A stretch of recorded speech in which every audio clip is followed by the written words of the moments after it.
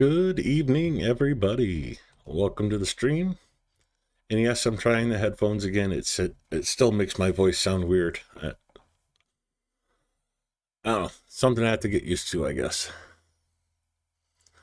I would say let's hop right into the operational information, but there's something I want to go over with you before that. Armed Forces of Ukraine launched a precision strike on the command post of the 810th Separate Marine Brigade of the Russian Armed Forces. This is the third strike. Ukraine doing the hat trick.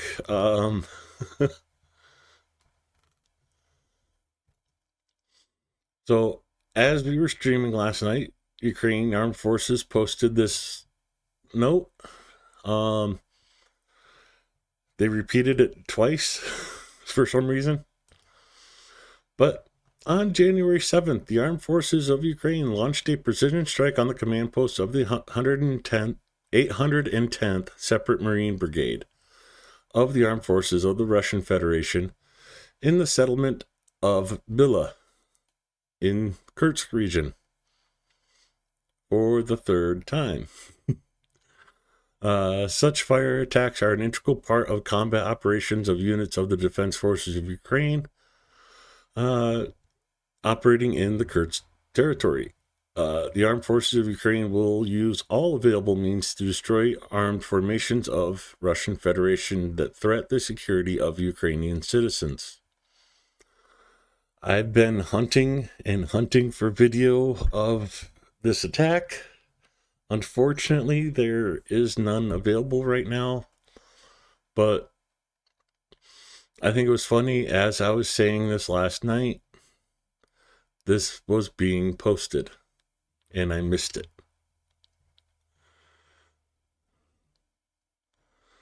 So I just wanted to go over that with you guys really quick. And okay, yeah, the headphones are coming off so I can actually hear my voice and make sure I'm not shouting at you. So yeah, you can always go and check out zcu.gov.ua. Read all these stories for yourself. They are a great source of information. Of course, the big news over the last 24 hours has been, well, one of those stories has been Engels, the oil depot. I got a few videos for you on that today. Unfortunately, there is the other story that a massive attack on Zaporizhia. At the last report I saw, lists 13 dead. As well as other stories like discounted train tickets for Army personnel. 1,104 train tickets were purchased through the Army Plus app. It just says impressed. It's got me curious, okay? Oh, yes, I have video of this one though. Armed Forces of Ukraine launched a precision strike on the command post of the 8th Guards Combined Arms Army of Russian Federation, which was located in Kazartsk, Donetsk region. I do have video of that one for you today. So, Ukraine taking out command posts like they're bowling pins. Always good to hear. But let's go into operational information as of 8 a.m. January 8th regarding the Russian invasion. As always, we start with glory to Ukraine. The 1050th day of the Russians' large-scale armed aggression against Ukraine has begun.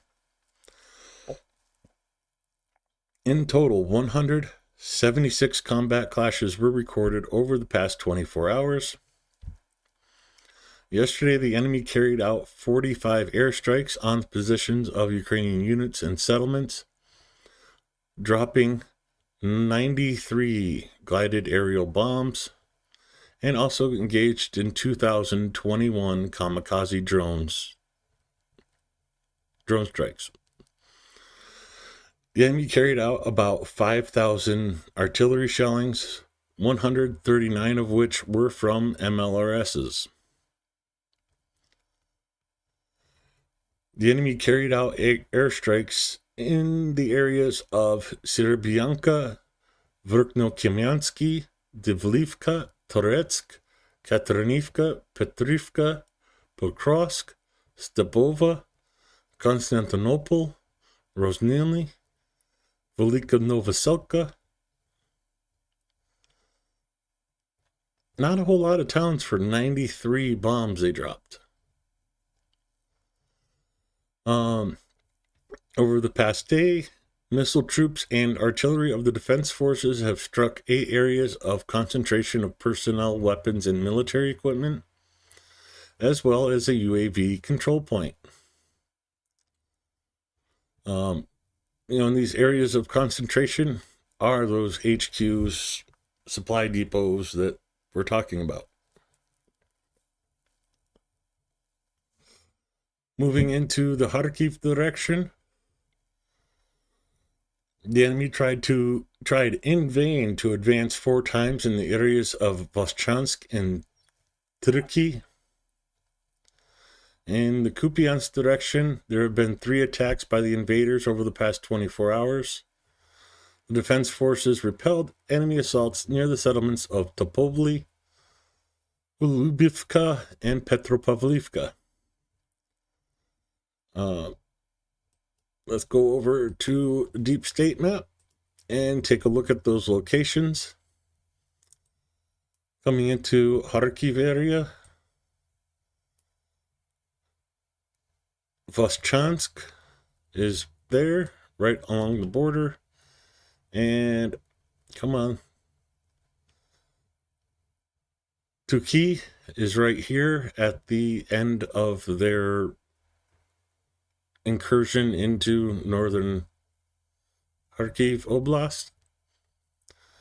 Coming down towards the south to Kupiansk.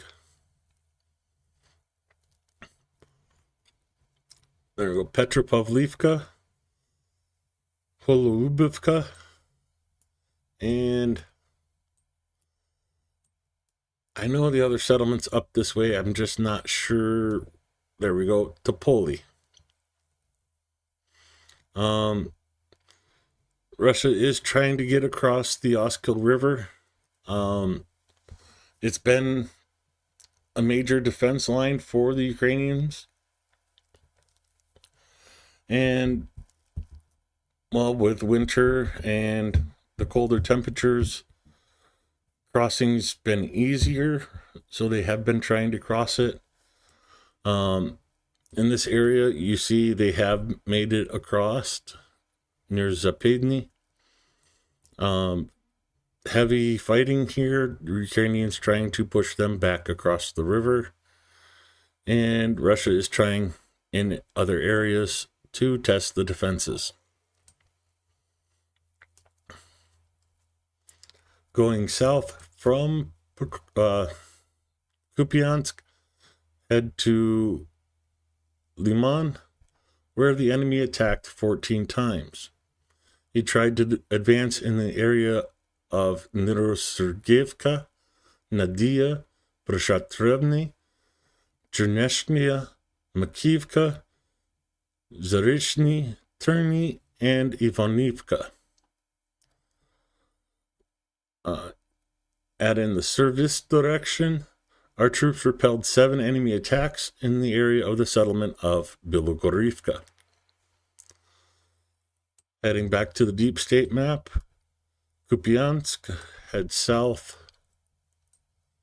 Liman is here. And we'll go back north, Ivanivka, Makivka,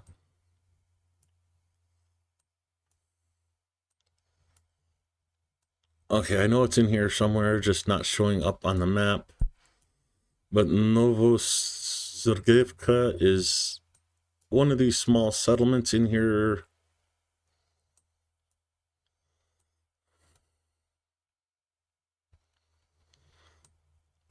I'm not seeing it, unfortunately. But Nadia is this small settlement here. Rishatnreve is here. And I just cannot seem to spot where that's Novosibirska is. I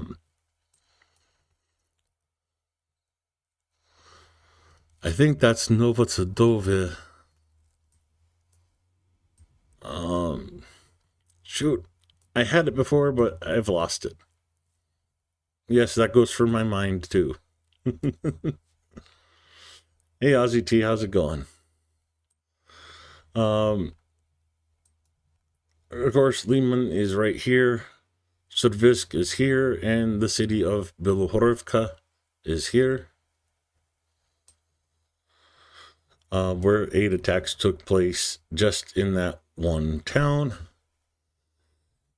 Moving on from there, we're going to the Kramatorsk direction, where the enemy launched 7 attacks on the positions of our troops in the areas of the settlements of Vashuhivka, Bondarny, Chasivyar, Stupochny, and Bilogora. Over the past day in the Touretsk direction, in some cases with support of aviation, the enemy attacked the settlement of Touretsk 9 times. Going just to the southwest, Kramatorsk, Konstantinivka, of course, Servisk is right there.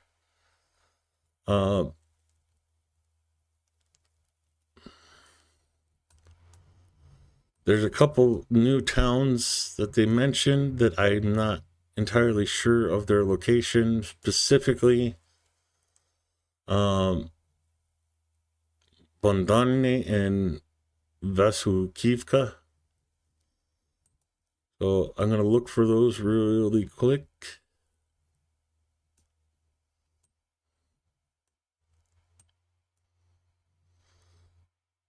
So I'm wondering if this is 2 towns combined into one with Vasivlivka. No, that's not it.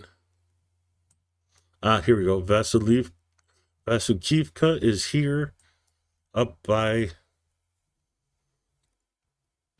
Servisk.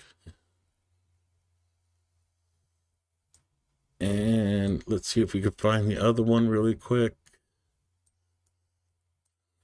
With these small names on Deep State Map, it is hard sometimes to spot it.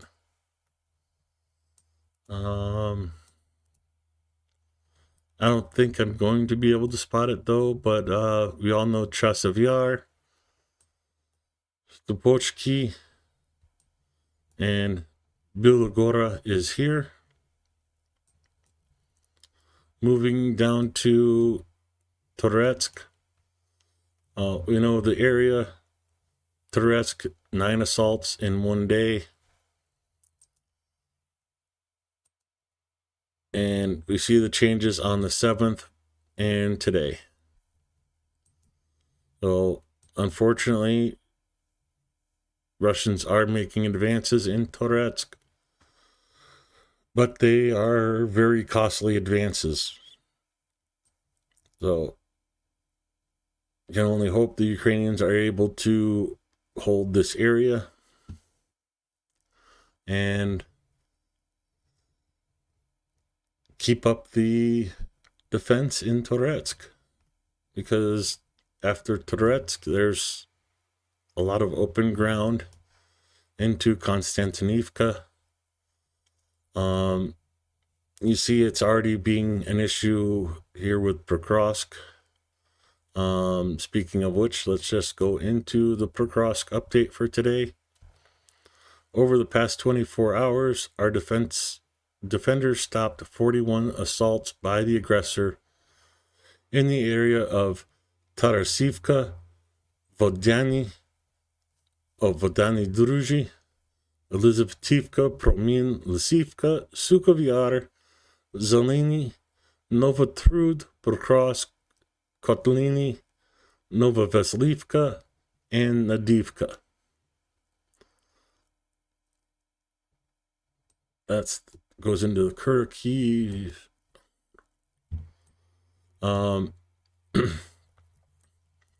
Elizabethivka, Promin, Lisivka, Sukovy, Zeleny, Kotliny, Pokrovsk, Yaznove. Oh, the other one that was mentioned is one of these small towns that only pops up when you zoom in, but I can't.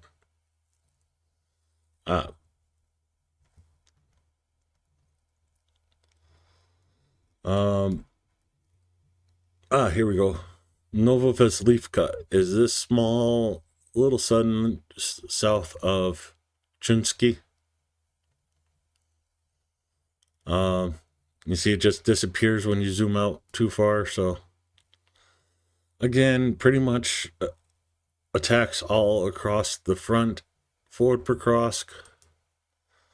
You see the movements today on all on the sides. Russia's not really pushing hard in this area.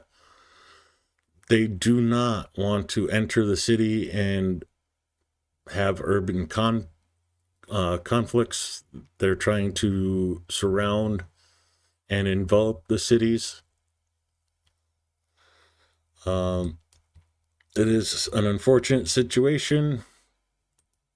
Unfortunately, that is their goal at this moment, and they are making headway. I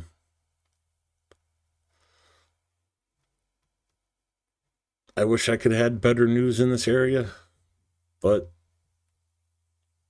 hopefully that will come shortly as pressure in Kursk continues. Moving on to the Kharkiv direction, the defense forces repelled 25 attacks on our positions over the past 24 hours near Zabrini, Slovanka, Petropavlivka, Andriivka, Kharkova, and Dasheny.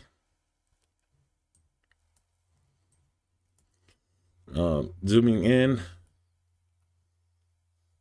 Zabrini, Slovanka, Petropavlivka, Andriivka, Dashny, and of course Kharkova, completely under Russian control as from on deep state. It is an unfortunate loss. It was a hard fought city. They defended as best they could.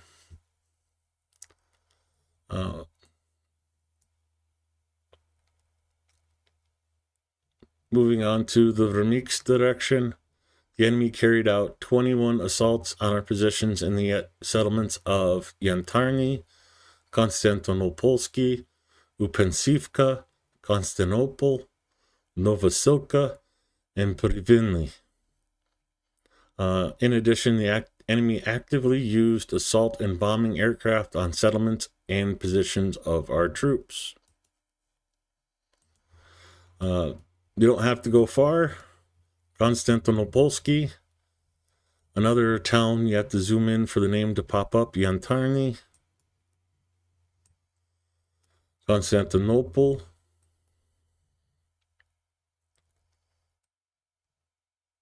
Roznolny was one of the cities that was bombed.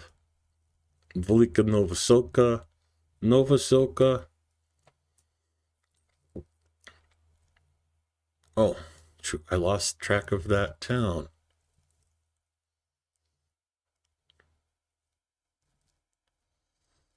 Privilny. Privilny.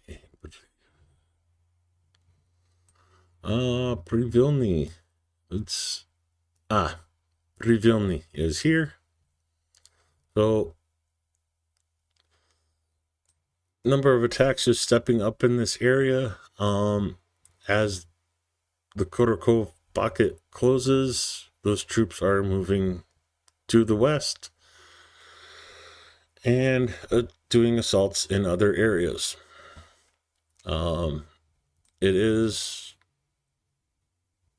Russia is trying to push out to these outskirts of the Donetsk Oblast, which is basically here. Of course, over here is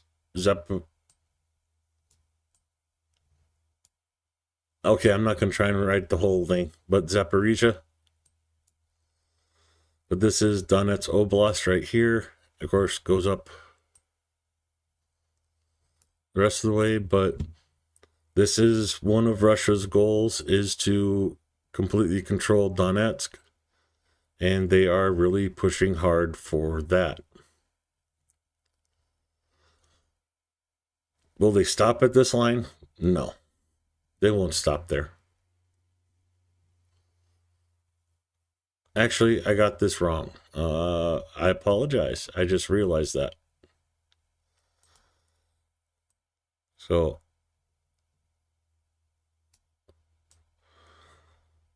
let me redraw. This is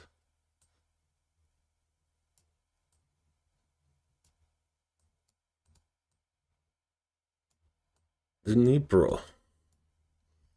This is Zaporizhia. You see why I didn't continue drawing.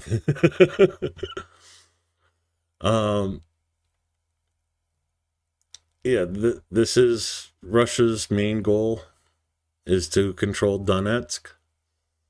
They want to get to that line at the very least, and they are pushing very hard to do that in this area. And let me get my horrible drawing off of there and continue on with the update. The enemy did not conduct any active operations in the Orhiv or Guliopol directions yesterday. Always good news to hear. In the Dnieper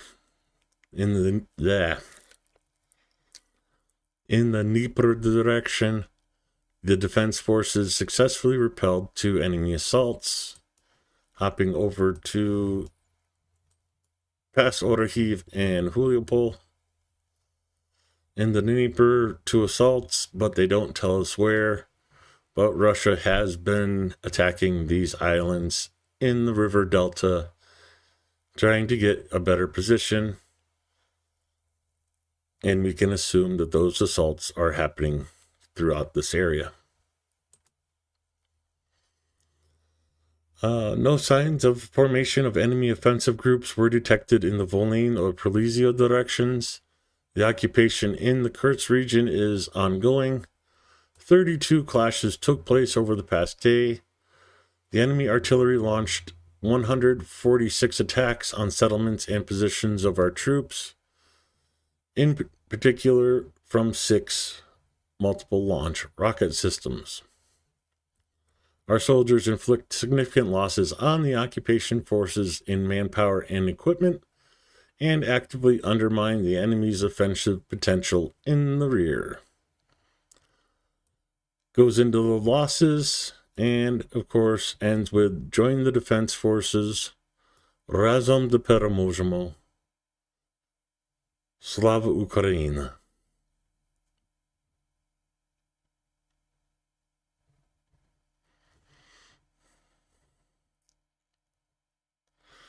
Yeah, YouTube is not the greatest platform for chat. They do great at hosting videos, but they still have miles to go on their chat program. Let me grab the losses for the Russians. over the last 24 hours.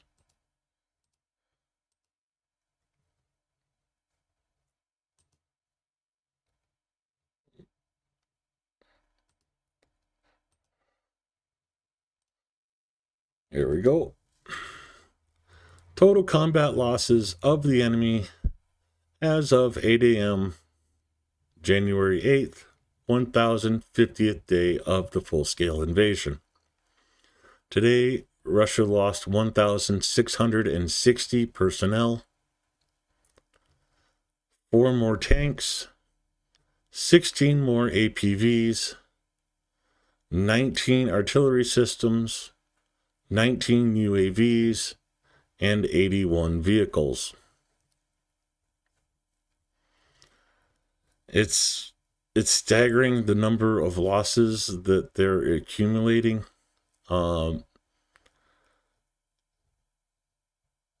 If you watch some of the other channels out there, you'll know that this is almost as many tanks as they had in storage before the invasion began. They still have quite a number of APVs. With artillery systems, it's a little bit weird. There's tons and tons of artillery systems out there. The hard part is the barrels. Those barrels only last for so long before they need replacing.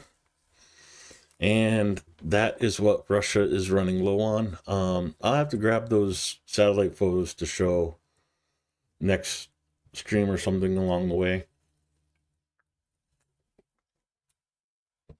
But you can see, like in some of the storage depot satellite pictures, there's hundreds, if not thousands, of artillery systems with the barrels removed. That is the losses for today. Quick jump on the air alert. Dnipro and Kharkiv were under air alert. It is clear now. Donetsk has been going for 55 minutes, but the rest of Ukraine is free of air alerts. Always good to see. Let me pull up Zelensky's speech for today. Дорогі українці, українки, зараз в Запоріжжі триває рятувальна операція. Був удар російських бомб по місту. Technical stuff, yeah. I'll get better at this eventually. Дорогі українці, Who am I kidding? No, I won't. зараз в Запоріжжі триває рятувальна операція. Був удар російських бомб по місту, просто по цивільних людях. На жаль, 13 людей убиті. Мої співчуття рідним та близьким. Поранені 32 людини. Усім надається допомога. Це був удар просто по місту, по звичайним людям. Абсолютно свідомий удар російської армії. Це знов демонструє, що насправді потрібно Росії. Вони хочуть тільки війни і тільки жертв. Саме тому жодного дня не можна втрачати, треба тиснути на Москву, треба примушувати Росію до миру. Треба робити і надалі все необхідне, щоб захистити життя і зупинити смерті. І критично при цьому зберегти єдність всіх наших партнерів – Америки і Європи, усіх партнерів у світі, які допомагають. Завтра буду на зустрічі у форматі «Рамштайн». Заплановані також перемовини з партнерами на рівні міністрів оборони та військових командувачів. Міністр оборони України Умєров вже в Німеччині почав перші зустрічі. Ключове для України – продовжити посилювати нашу ППО, дати Україні можливість щонайменше відігнати від наших міст, від наших кордонів російську військову авіацію. Це реально, якщо партнери зараз все ж таки реалізують домовленості, про які ми з ними давно говоримо. Я вдячний кожному, хто допомагає Україні. Звичайно, ми будемо обговорювати з партнерами і те, як наші оборонні коаліції продовжують працювати у 2025 році. Європа має тільки один вибір. І це історичний вибір. Стати сильніше, стати самостійніше, більше покладатись на себе. Треба бути дорослими у цьому світі і бути готовими зробити свій європейський внесок у глобальну безпеку. Це буде правильно для всіх у Європі. Доповідав головком Сирський сьогодні по наших далекобійних ударах, по роботі нашої армії проти російської військової логістики, їхніх військових об'єктів. Я вдячний кожному нашому воїну за влучність. Сьогодні я провів кілька міжнародних розмов.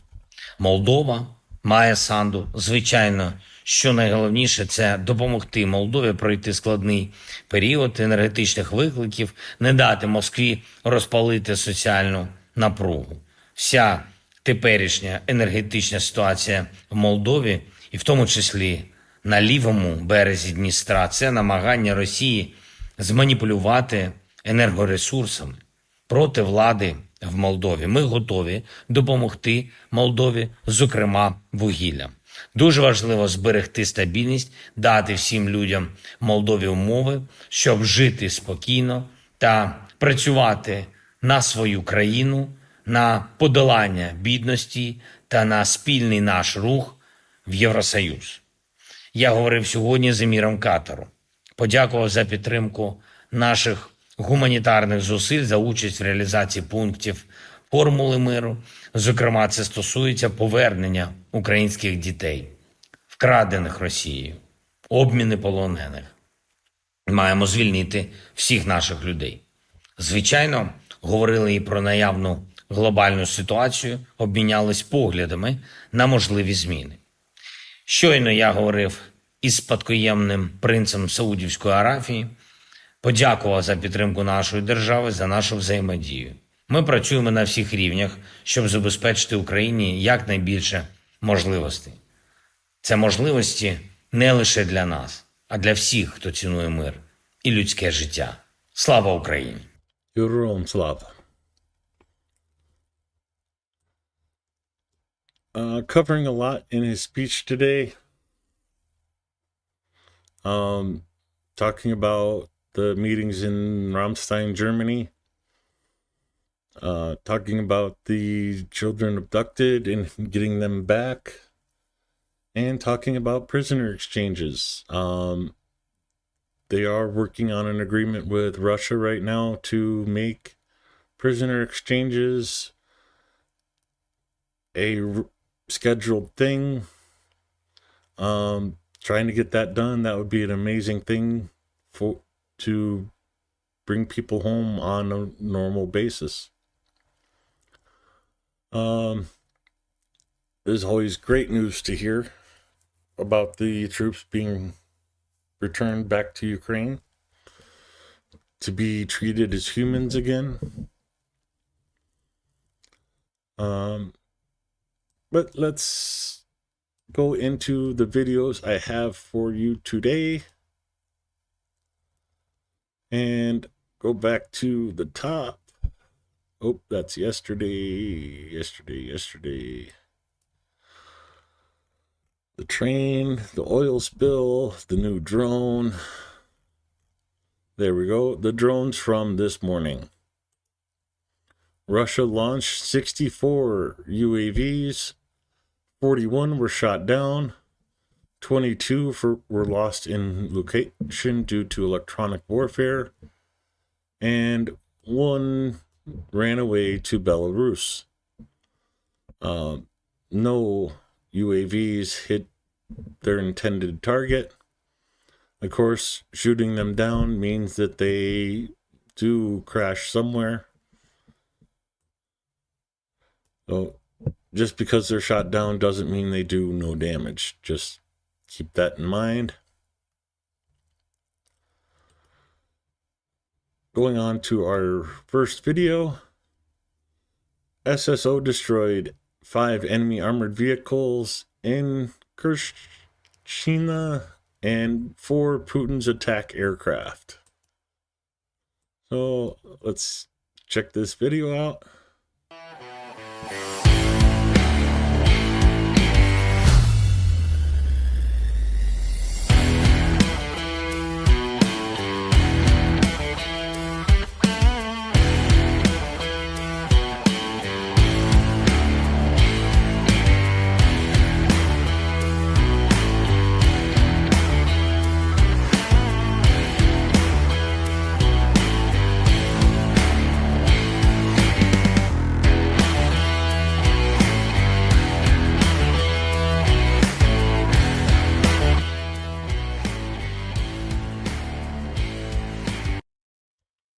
I didn't see aircraft in there, but definitely taking out the armor.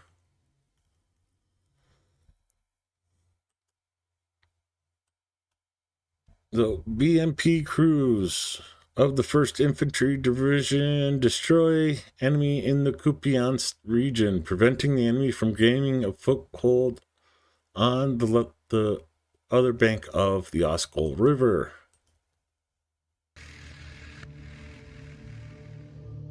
Unfortunately, no sound.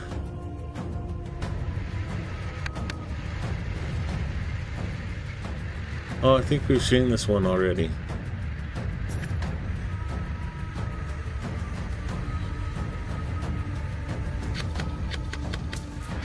Oh yeah, there's sound.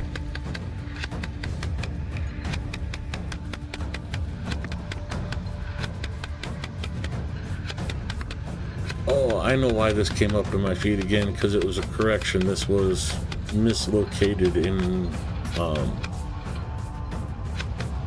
a different area. And now they corrected the area. That's why it came up on my feed again.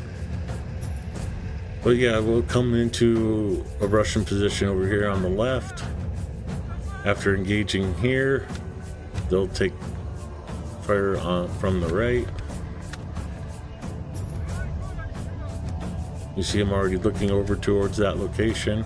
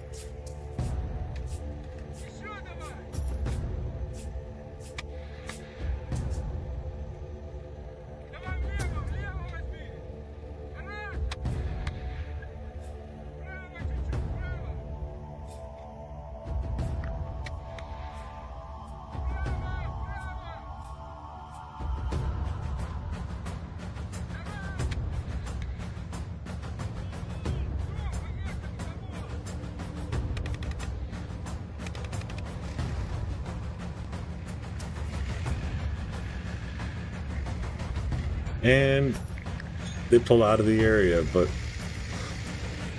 excuse me.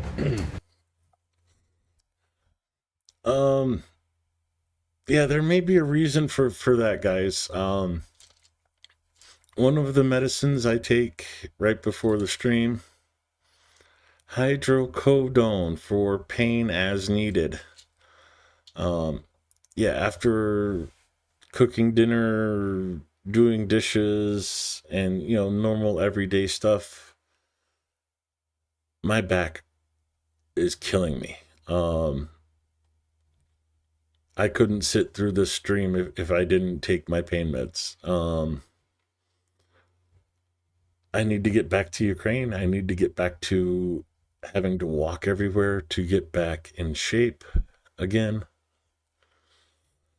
Of course, my medication over there wasn't hydrocodone because, well, controlled substance. But instead I was having a nice hard cider every night, and oh man, that felt so good.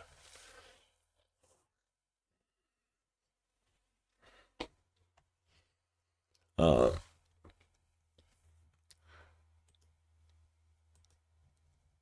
the brave crew of the 17th Armored Brigade tank destroys enemy positions along with their inhabitants at ultra short distances.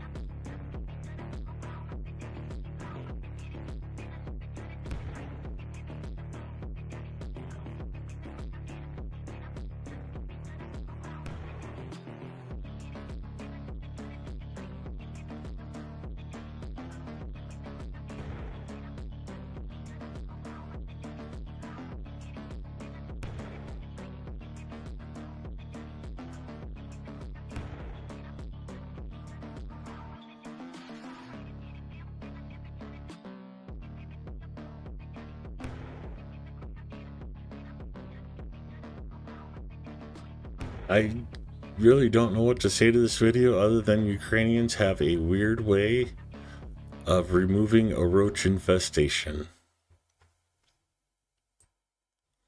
But that, I wouldn't say that was ultra close. Yeah, that's pretty close up, a couple car lengths away, but unfortunately, that's how you have to get rid of the cockroaches that are the Russian Federation that are invading Ukraine. You heard about the strikes in Zaporizhia. Here's some video of those strikes.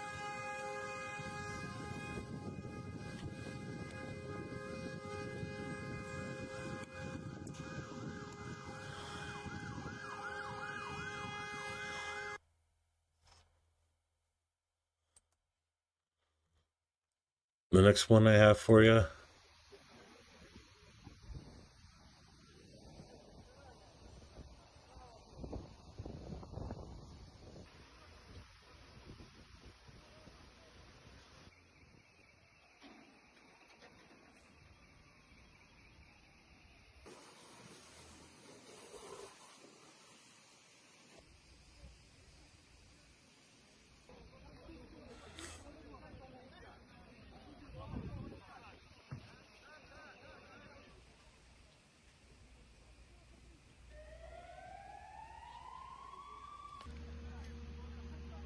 As you see people trying to evacuate the wounded,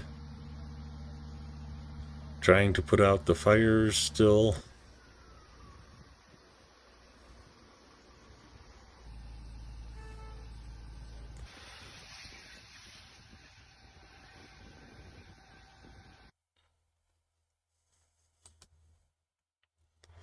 There are a lot of other videos. Unfortunately, some of those I would not be able to play on YouTube. The death toll in Zaporizhia has risen to 13. Another 18 people were injured. 4 injured in serious condition. Search and rescue continues. And updated, 29 injured.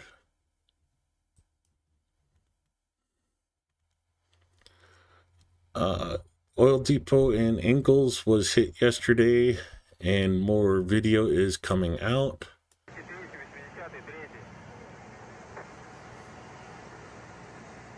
Of course, Russia says it was a smoking accident. It couldn't have been drones because all the drones were shot down.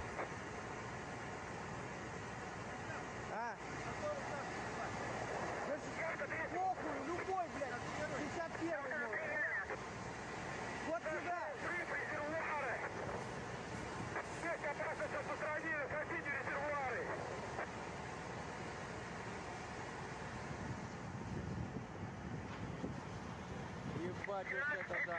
Произошел взрыв резервуара угрозы распространения на соседние резервуары. Скорая следует к месту вызова. Упустили, блядь.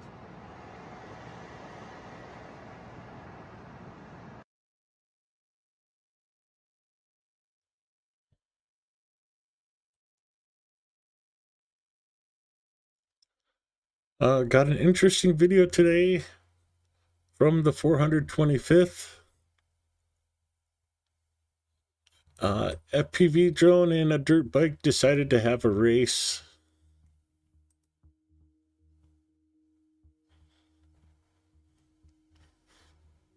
I think the FPV won. How about you guys?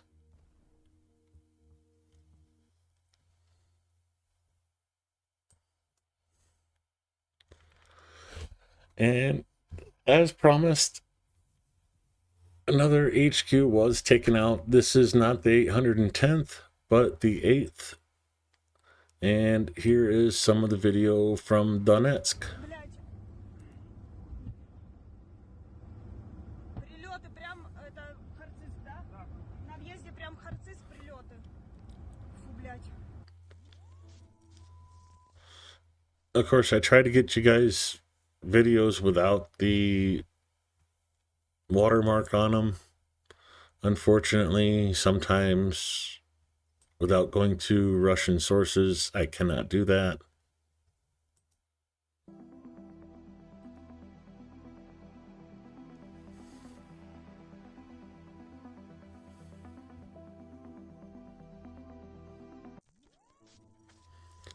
Just small little clips at this point.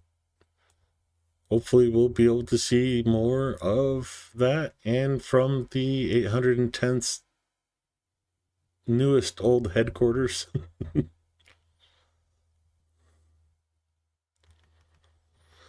More pictures of the barbecue at Ingalls Oil Depot.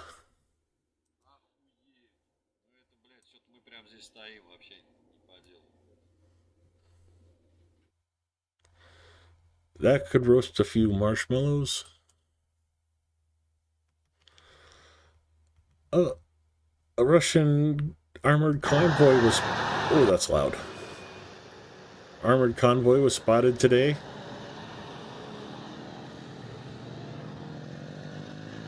Yes, dirt bikes are armored vehicles now, apparently, in Russia. Давай, давай, давай, давай. Пока вы спите, мы штурмуем.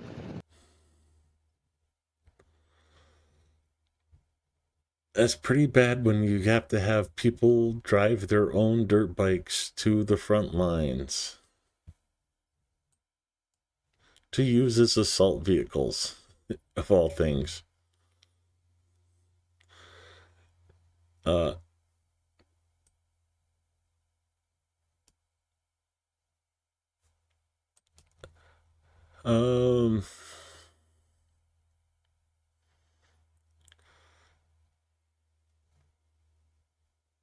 Let's get that directly from Deep State.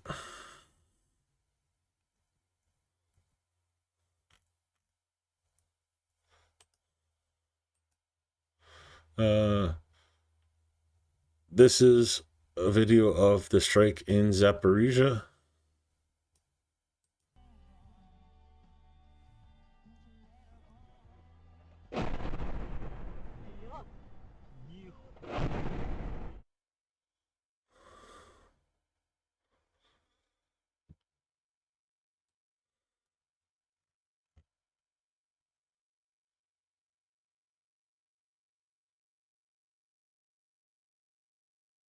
This is Voschansk.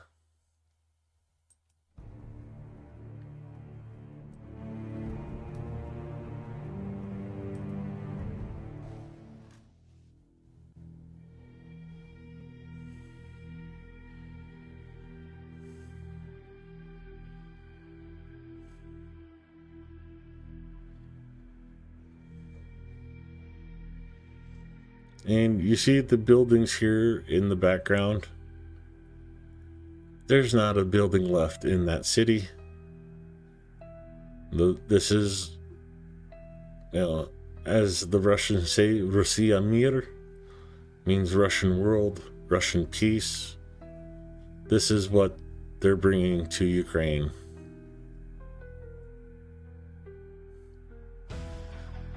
You see the Russians meeting up in the middle of the city, and couldn't tell if that was a mortar round or a drone drop.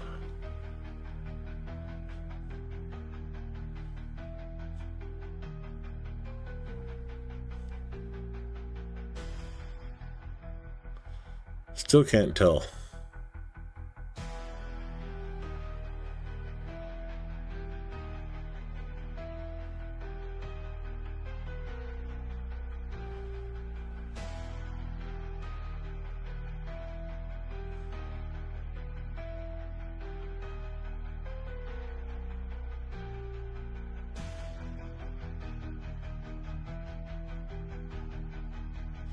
Definitely a drone drop.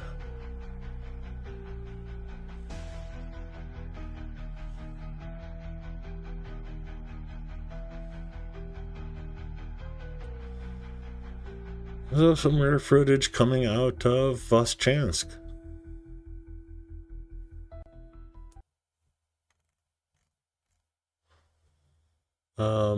That's all I have for you today from Telegram.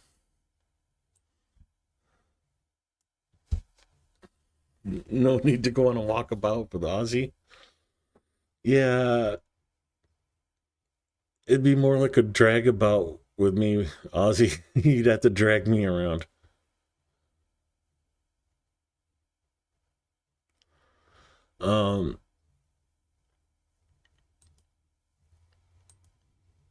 As you can see, air alerts are going active again. Kharkiv, Poltava, Sumy, and Chernihiv. About 18 minutes. Let me go find out what's going on.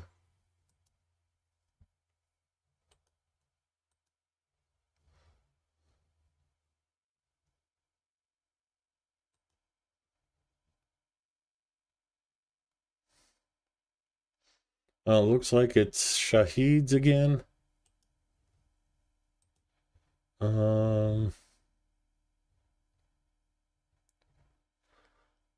Looks like they're heading toward the Shaheeds are heading towards the Dnieper River. So we will be seeing more air alerts as time goes on, moving west as the Shaheeds head that way. Going into the news.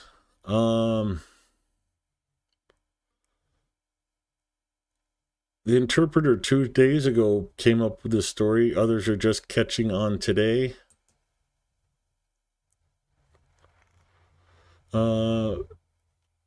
Moscow-North Korea partnership has crossed into uncharted territory. The major shift in the dynamics of North Korea-Russia relations was epitomized by Kim Jong-Poo Bear's decision to bolster Putin's army with an additional contingent of 11,000 troops to fight in Russia's Kursk region. Never before has the regime deployed such a large force abroad, let alone troops specifically tasked with engaging in direct ground combat. Now, reports suggest North Korea is preparing to rotate its troops currently stationed in Russia, with emerging evidence that since November, arms have been flowing not just in one, but in both directions across the Russia-North Korea border. What was initially viewed by many as a transactional arrangement has started to increasingly resemble a long-term strategic commitment, reflecting a deeper alignment between the two regimes. The exact motivations behind Kim's decision remains unclear, particularly given the high risks of defection and the border implications for the regime's stability.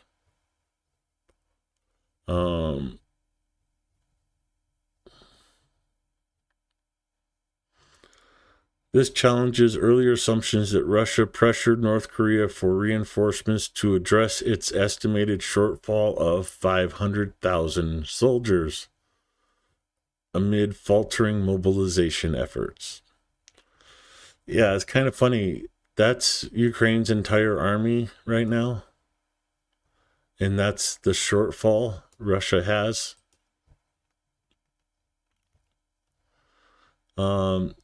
It just shows you the value Russia puts on the lives of its soldiers. North Koreans have reportedly suffered between 1,000 and 3,800 losses since November. I'm going to go with a larger number and say it's a 35% casualty rate.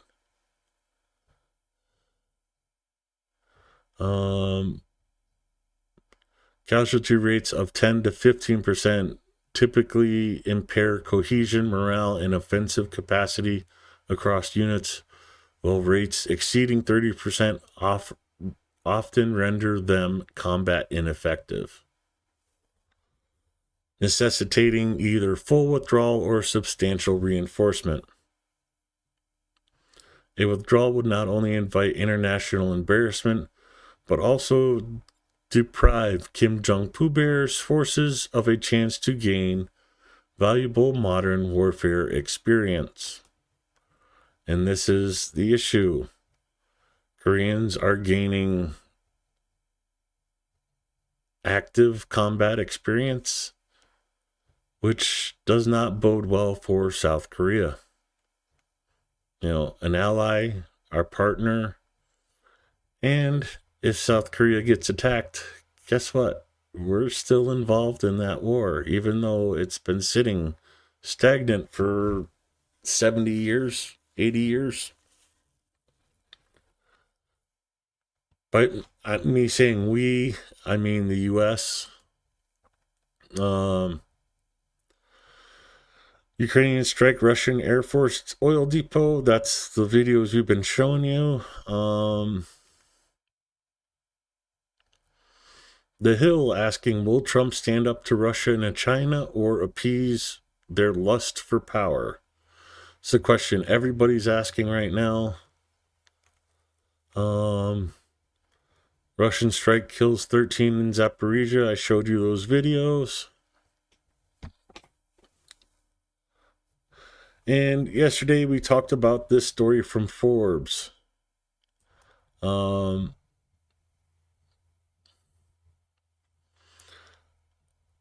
Twice in 2 weeks, Ukraine blew up their headquarters. Well, now it's 3 times in 3 weeks.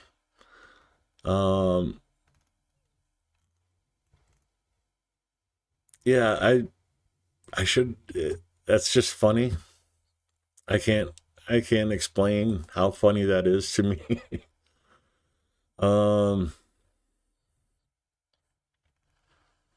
Not a whole lot in the news today about Ukraine, unfortunately.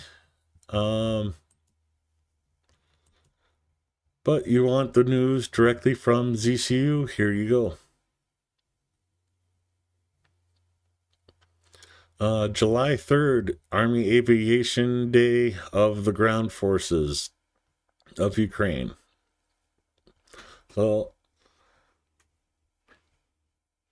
nice to know the day before our July 4th, Ukraine will be celebrating the Army Air Force. Again, Russian Defense Forces hitting the oil depot.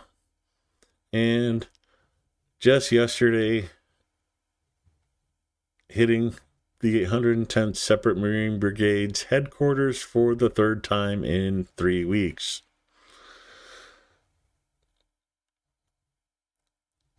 So I did a poll a little bit ago.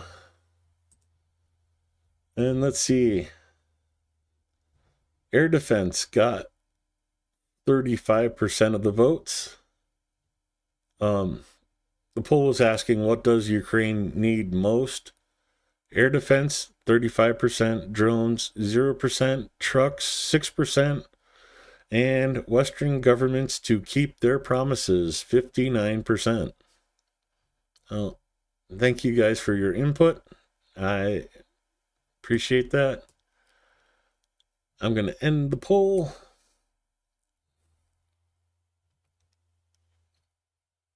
Oh, someone snuck in a vote right at the end to change it from 59 to 58. Well,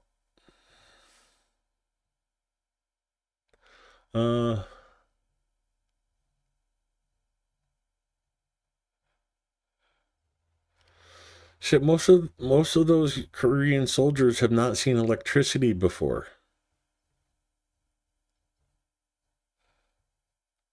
Let's go.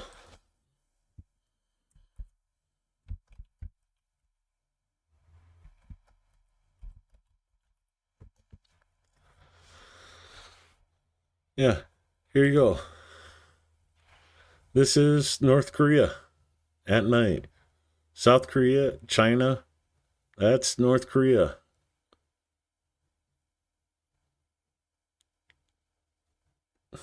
Just saying.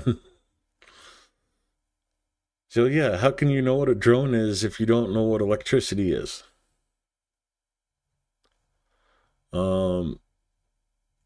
It's an odd one to point out, but let's see if there's better image.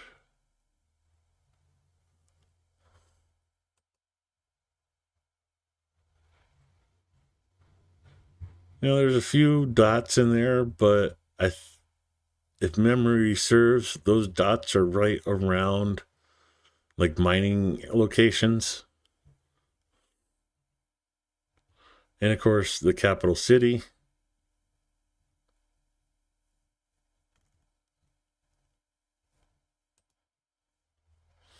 There you go. The one point of light is the capital city with minor stuff heading up towards North Korea or towards China. And, well, Russia too, but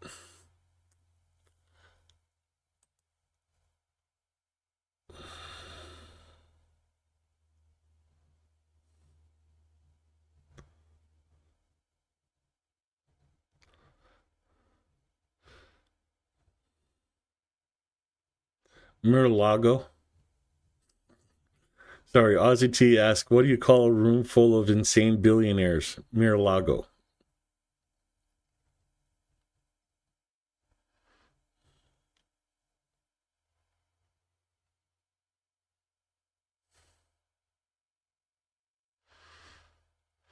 The only way people in America would get behind renaming the Gulf of Mexico would be to rename it the Gulf of Texas, and you'd only have Texans voting for it then.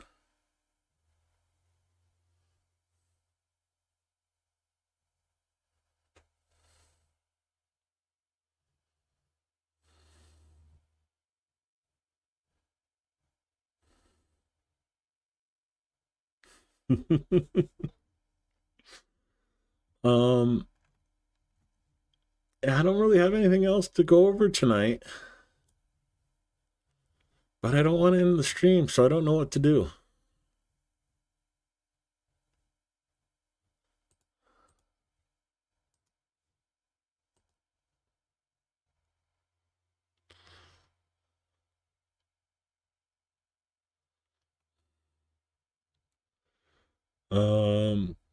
Yeah, I don't know. So I guess I just have to end the stream and oh, I know one thing I want to do. I forgot to get the video out today. Just frustration arguing with somebody that said they are a pro-Ukraine supporter and then continues to argue Russian points with me.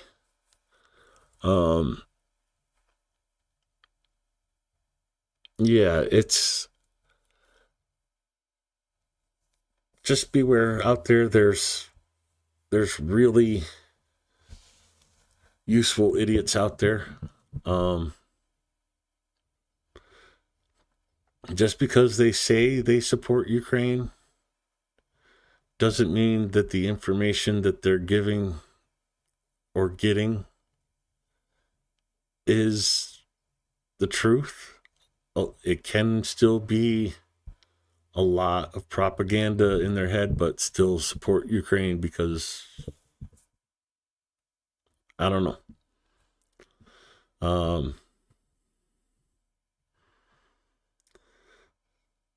Fight the fake is all I can say. Call it out.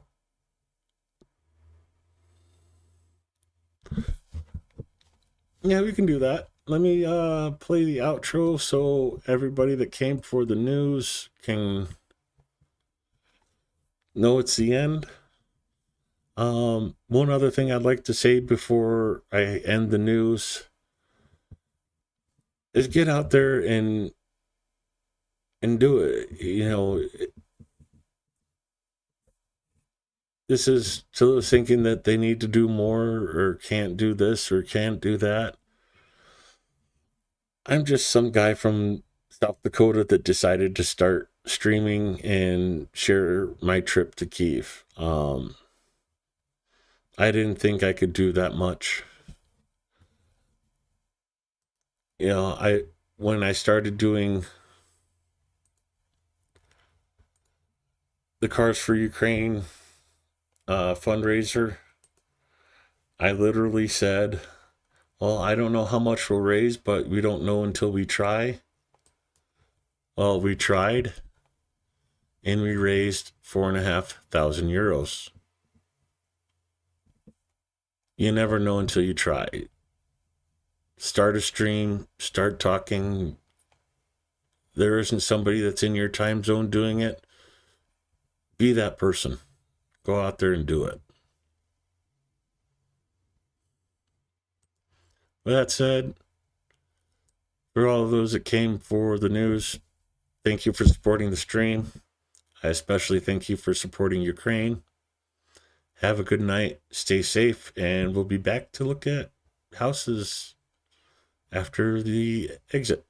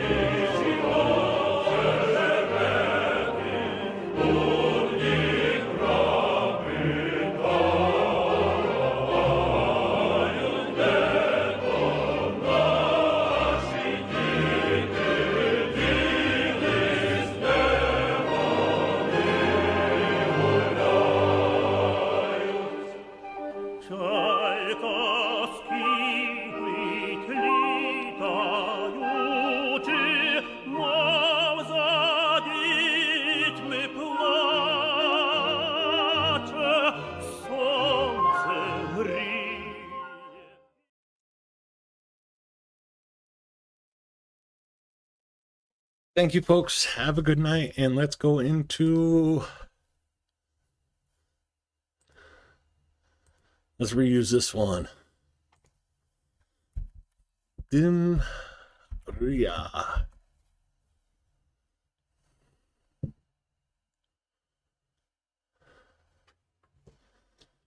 So,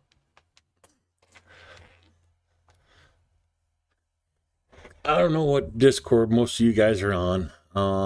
I should be doing a Discord of my own.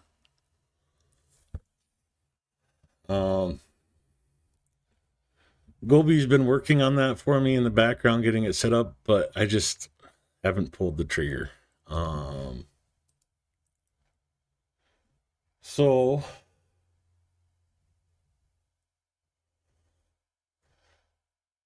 I'm going to take over Greg's Terry's stream, or Discord again and hop into general voice chat. If anybody cares to join me, we'll be there for the rest of the stream. And buy a house. Let's just hit search.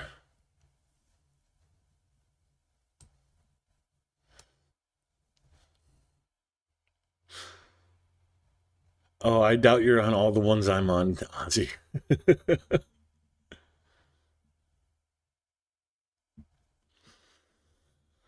um,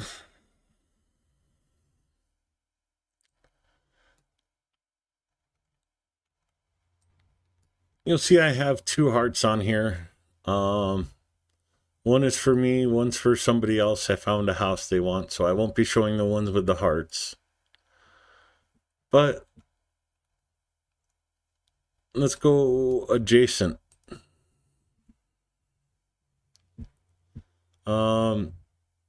Say you want the mountains. You want snow.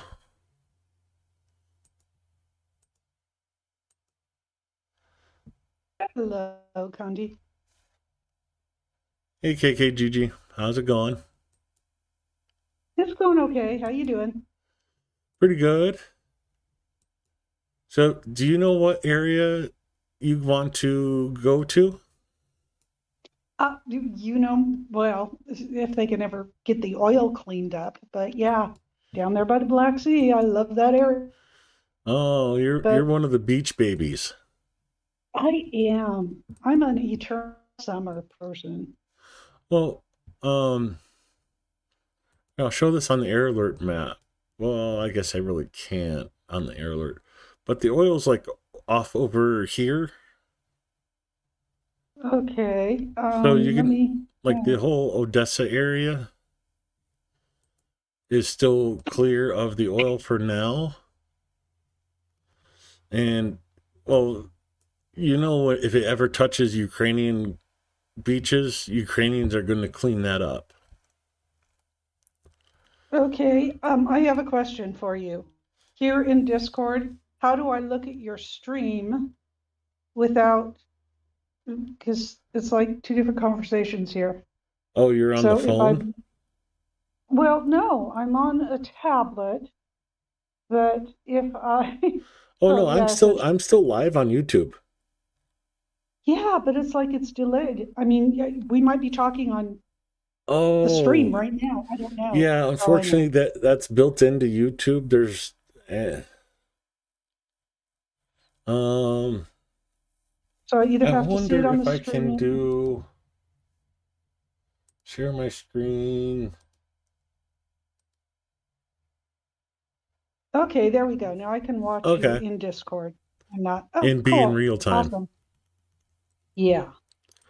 So yeah, the oil is sitting like over here at the moment. Yeah. It's unfortunately it's in Crimea. Hmm. Um, But it's going to make its way around, you know? yeah, I'm sure. but like I was saying, if it reaches Ukrainian held area, Ukrainians are going to clean that up. Not just the people, but like government help to do that. Yeah. Yeah. It will be considered an eco disaster that requires that I level of mean, response. Ukraine's already facing a major ecological nightmare.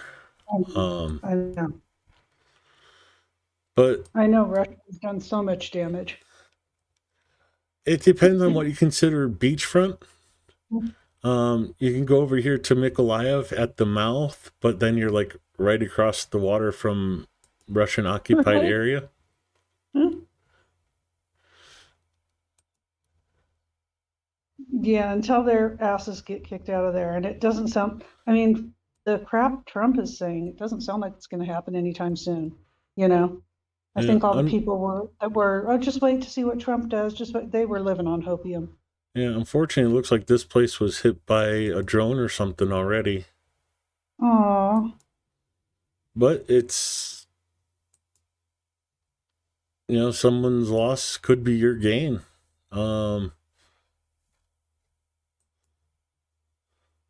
So it's two buildings on one little property. But yeah, that's an odd price for something that's been hit by a drone already. Yeah. Let's not look at that one. Let's go up the river a little bit by Mykolaiv. And here's one for 10,000.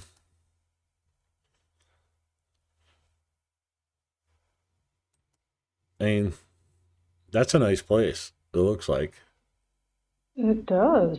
Just from that one Come shot. on, load. There we go. So, nice little ivy covering a lot of it. 2-story.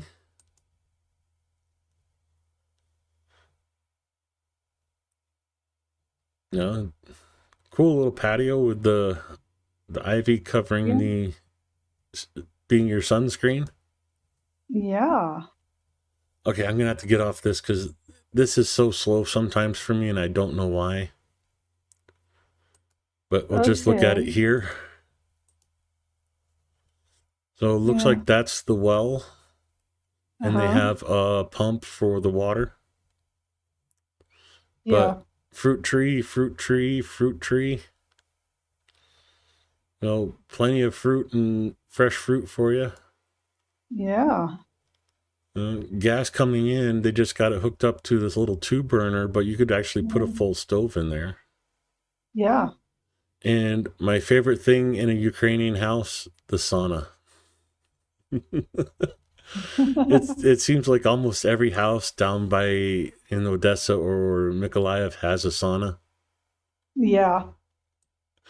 Not sure why that is, but you know, the door to your backyard doesn't show much here, but that's the gas line coming into the house. Yeah.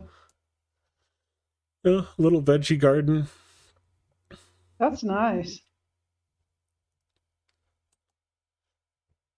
Okay, something for the boy of your, if you have a boy with you. I'm not going to say man because men don't grow up or boys don't grow up. Our toys just get bigger and more expensive. Right. So No, that would be either a garage if I had a vehicle, if I needed one, or my she shed, or a rumpus room for when the grandkids visit. well, I would say it definitely work as a garage because it has the pit for doing oil changes. I see that. That's like big boy. Yeah. Oh, I thought that was a picture of when we were sitting here looking at this. I thought this was like a picture of an outdoor grill, and like that's cool in the background. But No, that's a mural. this is the kitchen, Yeah, and that's just the wallpaper. Yeah. Yeah, wallpaper or mural or something. Yeah. I picked up on that. That was kitchen there because you could see the fridge and the cabinets and stuff. Yeah. But yeah, you see a lot of this down in by the beaches. You know, like they have pictures of other beaches and other water areas on the walls. Some painted, some posters, some wallpaper. You know, you got the wallpaper here and the poster here, so you almost have everything. You know, it's a tight little kitchen, but it's a kitchen nonetheless. Yeah. And there's the painting of the ocean on the wall. Right. Too bad they have it covered up with the furniture and stuff, but move that furniture and you got looks like a really nice beach painted on the wall. It really does. Bed off in the corner. This is the thing that kills me though, is like all these houses in Ukraine come with the furniture. Like nobody wants to move furniture, so they just leave it with the house and you just collect furniture as you go. Yeah, the furniture is just that you'd be paying thousands of dollars in an antique market here for that stuff. Oh, no, and you know, like some of it's that stupid press board. Like I can think this is the press board. Yeah, that does kind of look But not there's like that. a lot of it that's built in that's, Yeah, oak or real pine or, furniture. that's been built into the room for ages. Well, small little picture of the bathroom, but again, floral prints everywhere. Looks like a Tuscan village wallpaper behind the toilet. Yeah, Tuscany meets the Far East. But this is a big bathroom for Ukrainian standards that I've seen. Because you Yeah, see the that's wallpaper here, you can see it right there behind the doorway into the shower. yeah, So that's a huge bathroom for Ukraine that I've, yeah. in my opinion. It's a bathroom, not a bath closet. Yeah, water closet. Yeah, right. So looks like a view from a balcony on the second floor. And those look like grapevines to me. I'm not sure, but The leaves aren't right. This is a are they? tree. Okay. Oh, Um, okay. it's not an Oh, apple I have. tree. I'm guessing it's either a cherry or a pear. I'm not sure. Okay. Another bedroom. I'm not too sure about the wall color. Lighting and stuff like that will definitely, I mean, I'm sure that that photo is not true to what that wall color is. It Well, probably it is doesn't less matter. There's peachy always and more paint pink. and Yeah, I paint. was gonna say it's probably Yeah, paint's less, cheap in Ukraine compared to the U.S. yeah, it's, well, Oh, but I'm just saying though, that wall color is probably not a peachy pink like that. It's probably actually pink, so. and it Maybe looks like like there's another bathroom upstairs. maybe like a shrimp pink, you know what I mean? Or like a flamingo pink. I'm a Yeah, guy. no, I There's don't 7 think, colors. yeah, I don't, like I say, I don't think it's, I think it's just, oh, I don't know. Not really Pepto-Bismol pink, but I don't think it has that much orange in it, is what I'm saying. I think it's the Oh, lighting that's causing yeah, that. yeah, maybe it just in the picture comes out like that, you mean? Yeah, yeah, just based Yeah. on the lighting and the camera You- settings, whatever. You're probably right.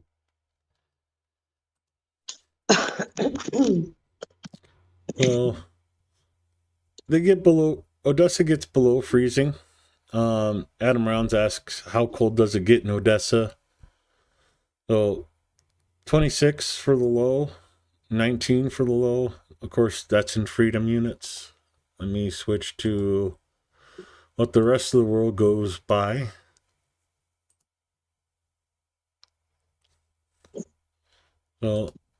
So 28. Yeah, -2, -3 in Celsius, a couple zeros. Oh, Oh, darn, it yeah. gets to Okay. -7 there.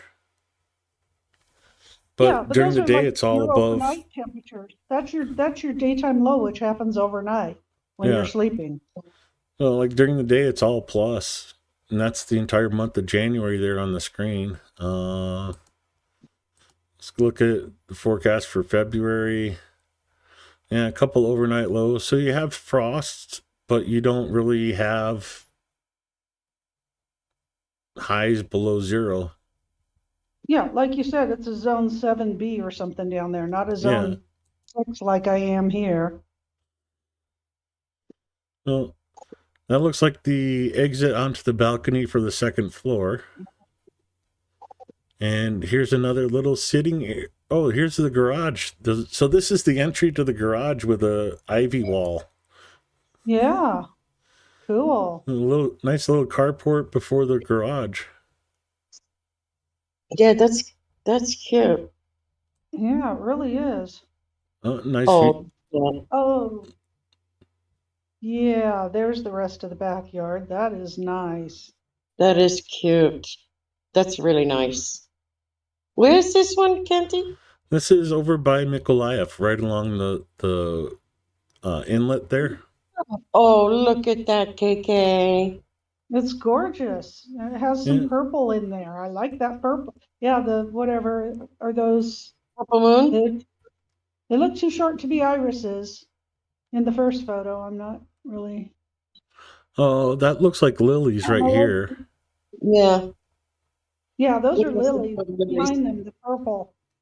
Oh, Those are irises. For goodness yeah. sakes, they look lower than that. But yeah, I love irises, and yeah, a little shot of purple here and there. I don't like, I'm not such a big fan of the color purple that everything has to be purple, but yeah, I like And that. there's another fruit tree right there. Yeah, a lilac. And lilacs, and looks like the back fence. Yeah, I love lilacs. So that's all Me the too. pictures, but show you where We that's had, at again. Oops. we had lilac bushes in Long Island growing up. I loved them. All Yeah. along the fence. I have two on my property and none near my apartment. But on my property, I have two, and I've always had lilacs everywhere I've lived, pretty much. Yeah, Except for me here. too. Yeah, Long so Island. that's Yeah. right here, but there's a different price. So here it says Interesting. 10,000. So I'm guessing this might be a different house that's like really close by. Wait, Oh. are we looking for KK's house? I think we are. I think we might have just found it. KK, you're So gonna make you great. Oh, that's awesome. We're looking. Nothing's set in Yeah, that's a stone. start. That's a start. so that first house, Awfully close to hot zone, so yeah, I that don't first know. house is right next door to Yeah, Pam. come more towards the mountains. Come by me. Hold on. That first house that we just looked at, that's that house right there. Oh, This is the okay, neighbor so house that's for also for sale. 5,614. So I could get So two if two properties people for wanted to get 15. together and get in on houses, you could be neighbors. Yeah, or I could get two properties and rent one out, have some income there. Exactly. Oh, I'm in love. Cute. That's nice. There's my grapes, right? That's a really There's cute my area. grapes. Oh, and they're Concord grapes too, which you Oh, don't find Ever in the since US I thought anymore. about it, was starting to look at houses and seeing these like trellises of grapes over the car park, I've had this like vision in my head that, oh, I need to go and do an errand. Head out to the car, go to get in. Oh, I need a snack. Reach up, grab a bunch of grapes, pick it off, hop in the car, and drive off. and have Actually, great. if you've ever had grapes where you've lived, it's more like reach up, grab a handful of spider webs, but you don't dare kill the spiders because they're killing all the bad bugs. So. Yep, she's right. I remember being terrorized by. So my grandfather had grapes, but he had like one of those, like an archway, like a wicker, not wicker, but like the slatted A grape arbor. lattice. But it was like an Yeah. arch, and the grapes grew over it. And Yeah. I would grab some grapes, and the freaking spiders were there. Oh, I hated that. On the block next to the block that I spent my childhood in, there was a lattice work grape arbor with benches on each side of it. It was an archway that's type I don't know. thing. I'm not And it seeing any was, spider webs in these overgrown. grapes. And I used to go get books from the library and spend the hot walla summers reading books inside the grape arbor, straining my eyes in the dim light, Yep. and playing with the spiders, letting them crawl all over the place and stuff. They were Oh, harmless. see, I'm probably I needed you for a friend. My brothers used to love to scare me with them, so I was afraid of them. Well, I'm probably more afraid of spiders now as an adult because the house that I own is in an area of the city that is just constantly fighting hobo spiders. So, yeah, it's like I bomb my house twice a year to Yeah. Keep the spiders under control. Moving to Florida did not help my spider phobe at all. And I lived on 5 acres, and then behind me was another 52 acres. And we had banana spiders and black widows and wolf spiders and brown recluse. And I've encountered them all in my house. Yeah, now wolf spiders, they'll bite you and it'll hurt, but that's about it, you know? It's worse than that. Wolf And they're- spiders, wolf spiders are as big as Conti's head, okay? And they I have a know. face. And they have a face. And you go to hit them and they run away super fast. And then they turn around and look at you. And when you hit them with something, they're like, is that all you got? And you go to spray them with bug spray or something, and they drink it like it's Kool-Aid. Well, They're no, but the worst thing I about think they wolf- forgot that they're on they stream carry still. they carry their brood on their backs. And if you've ever hit a wolf spider, or even just seen them, they're just Okay, horrid now I'm looking with all hungry. the babies crawling all over their backs. Yeah, it's my worst nightmare. That and clowns. Spiders with clown faces. That's my worst nightmare. Oh, God. I'd rather have clowns than wolf spider. No, I don't want either. I don't want either. Clowns are creepy and spiders are creepy, and both together are the creepiest of creepy. And now we have a president for the clown. Right? Or a clown for president. Ugh. Somebody should tell them the circus left town. The clown should go with it. Red. Pumpkins. Oh, that's a nice garden. Pumpkins are some type of squash, but I recognize those leaves. Yeah, that might be watermelon. The big This is the broad neighborhood leaves for there? it, but this is all potatoes right here. Yeah, that's potatoes, but those big broadleaves, that looks like pumpkin almost, or at least some type of squash. That's But yeah. those It's look a lot like pumpkin leaves. Oh, got And the corn growing too. The yellow flowers growing off of them, that tells me squash. Some type of gourd.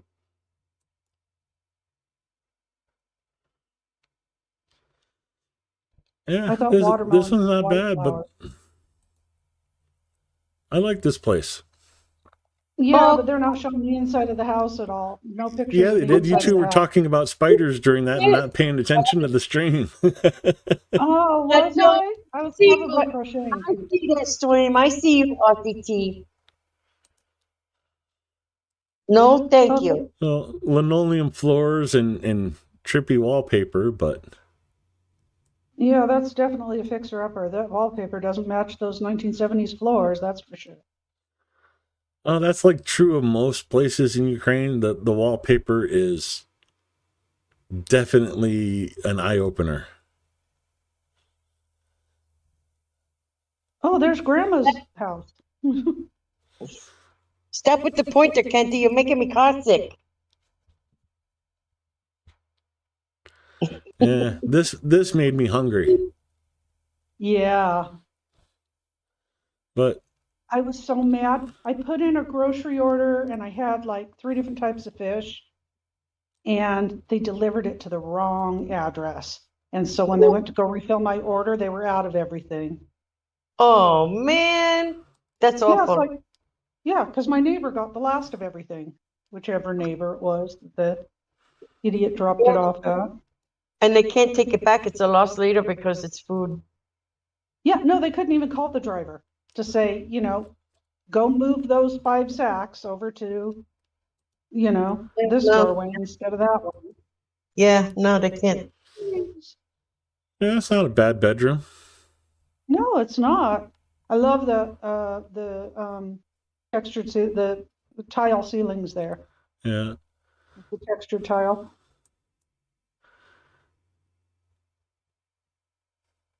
More puppies. Well, it looks like it's a relatively new yard.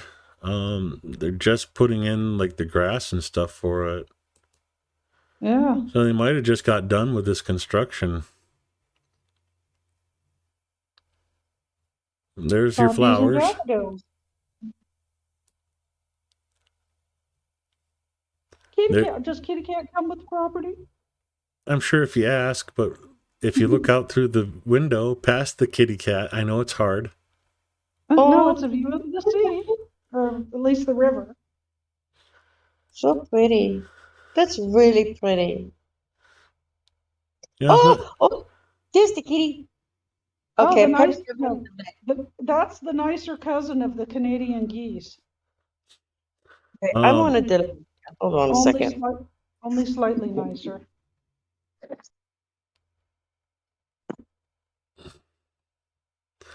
yeah. In Kiev, they had a lake with black swans. I thought there was no such thing. I have video of it. I posted video of the black swans on when I was in No, there's Kiev. definitely black swans. There's just such a Wow. thing. Yes. Oh, yes. Somebody told me no such thing as black swans, that it was No, like they're a pulling you altered like, photo of anything I've seen. And I'm no, like, no, they're pulling okay. you. No, they're pulling you like there's definitely such a Yeah. thing. I mean, Yeah, never I'm having not sure how seen often one I in go to the live. beach if that's the path to the beach. Yeah, no, I'd still go. Yeah, that's not a problem.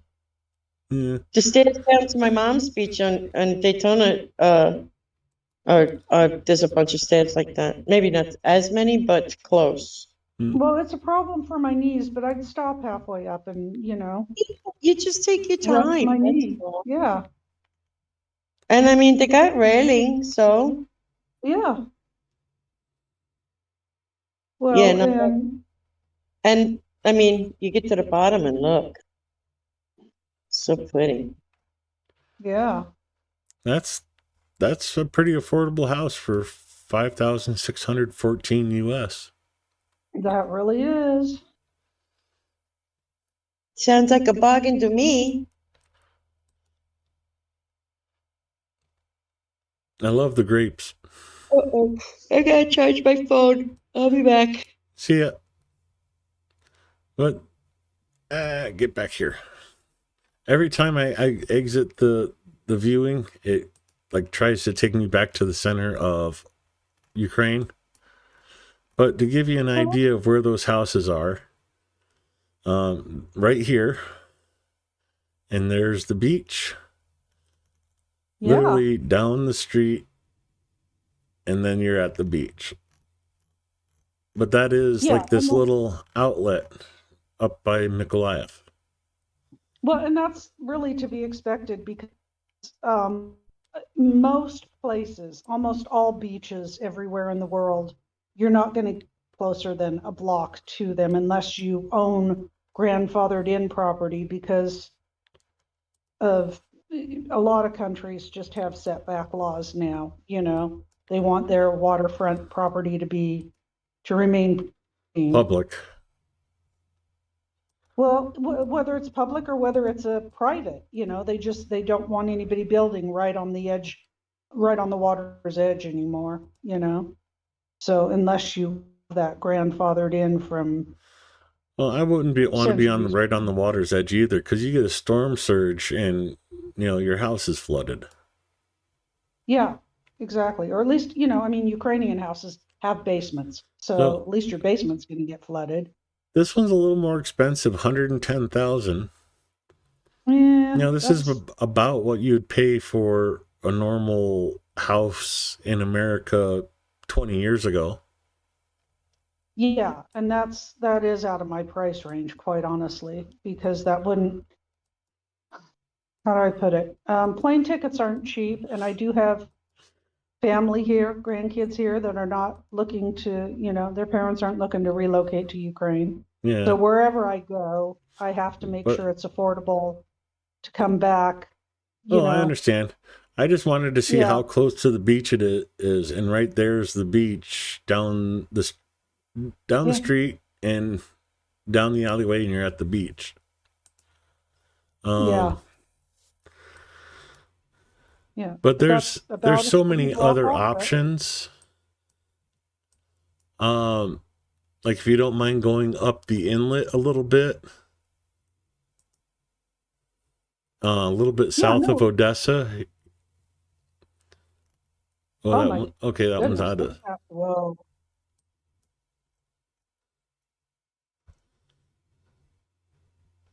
So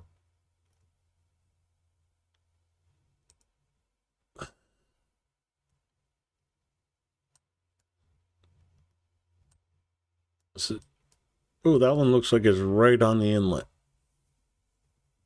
There you go. Yeah. Tw- Well, like I said, I 20,000. don't mind that at all. It doesn't have to be on the sea. Fresh water is, well, you know, that sea isn't that salty. Well, this But, one comes with its own dock. Yeah, it's cool. Got the walkway there and the, oh my goodness, look at this. Like it's got a boathouse down there or something, huh? It needs a little modernizing, but it's livable. Yeah. But Oh, and I don't mind, matter of fact, modern stuff. Yeah, the apartment that I vacated was all dark woods and very modern and yada, yada, yada. And that was their big selling point, and they charged a price point for it too. And where I moved to has the old like 1980s blonde wood cabinets and stuff. And oh, this is so much more me, actually. see, this reminds me of like those places you saw in like Miami Vice, like right Yeah. next to the waterway, and you know, walk from your balcony down some steps and you're on your dock. And Yeah, I don't mind stuff being old as long as it's well maintained and kept clean. I don't, I don't want to move in with a bunch of filth or a bunch of broken stuff, you know? So, and if it is, then I'll replace it, but if it's mine to replace, Aussie T asks, just to be clear, KKGG is buying this place for all of us to visit, right? Yeah, everybody's welcome. Yeah, we won't wait for Crimea to have a beach party. We can have it at KKGG's place. Well, I want to have margaritas in Mariupol. Well, yeah, I mean, that is the long-term goal. But even if you go like to the Dnieper, you can get some really nice deals. This one's going to be a little bit interesting for you. 17,000. This place was just built. There's no furniture or anything with it, but There's no foundation. It's on blocks. Somebody Yeah. might come along and steal it. but Somebody that's stole its wheels. there's the Dnieper River right here. Oh, wow. But it would take some doing to fix it up. But the basics are all in it. Just need to do the drywall. And there's your beach. That's gorgeous. And this house is right on the river, so you'd have to like make your own stairway or dock or whatever. There you go. Have a right on the river. Yeah, I don't know about that though. It's not even on a foundation or anything like that. And yeah, it seems like a lot to pay for. Oh, I can't remember which one it was. Those seem like they're too expensive.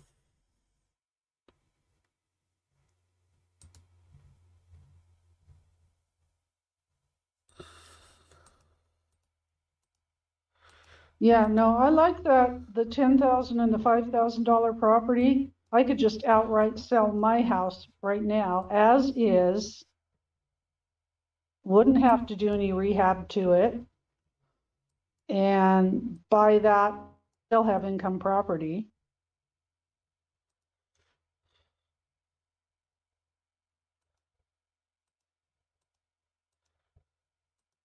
Yeah, I don't think that one's like right next to this one's right next to the river, but then you're looking at 23. This one's right off of a tributary that goes to the Dnieper.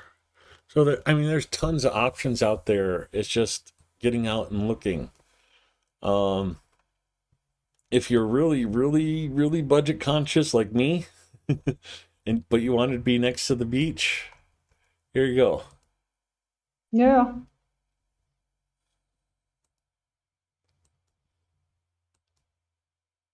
I mean, not much to the house, an entryway and a room. But there you go, 2,650. But that's right next to, walking Yeah. distance to the river. So it's the same problem I ran into. It's like, okay, I need a dacha in every oblast so I feel like going to the beach, to be on the beach. Okay, Odessa, Mykolaiv, or eventually. And this one's really weird, actually seeing something for sale in Crimea. Yeah.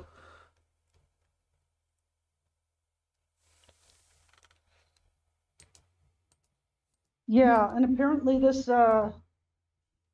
real estate company isn't banned from doing business more with I- Russians, Well, if I it's think this is going just a Crimea. mislocation.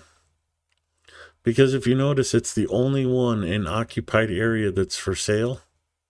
Yeah, but I wouldn't expect there'd be a whole lot of property in Yeah, I think occupied someone area. might have just tagged the wrong location for the house. Probably, more than likely. Well, just because I know how Ukraine is about its companies doing business, in occupied areas. Yeah.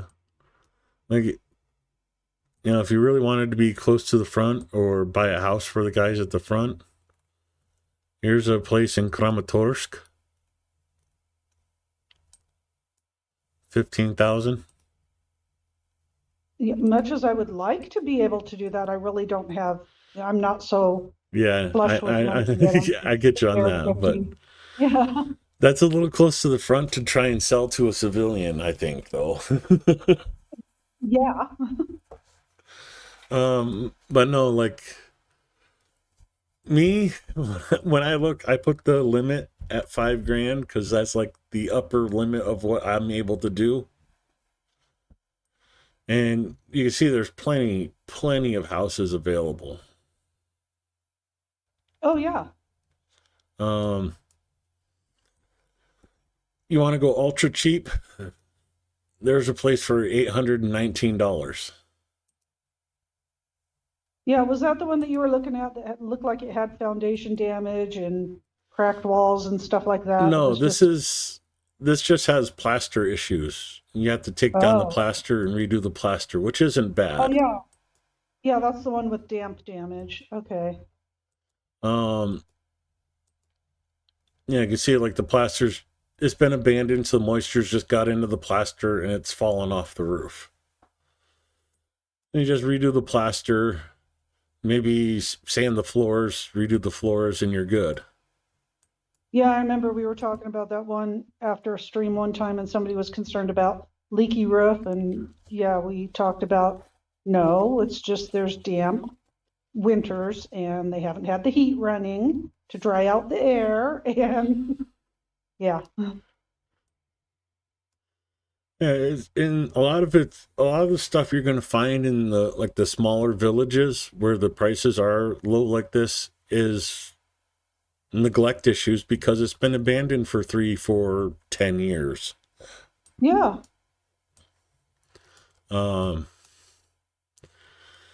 But you can get pretty close here to Kyiv for these ones are not proper. They're not in this location. So don't worry. Don't even bother looking at them if they're under $10,000 in Kyiv. There's somebody trying to get attention for a property that's not in Kyiv. Yeah, apparently. But like I said, neglect issue, moss growing on the roof. That needs to get scraped off. That's moisture being retained and stuff like that. Yeah, that'll wear out your roof quicker than anything. But you see the plaster falling off the bottom half of the building. It's just a maintenance issue. Yeah.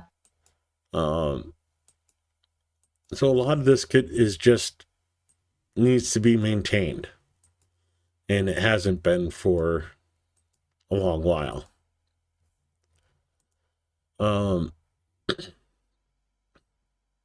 Some of it's just location, like, well, I'll show you mine. This is like my dream house in Ukraine.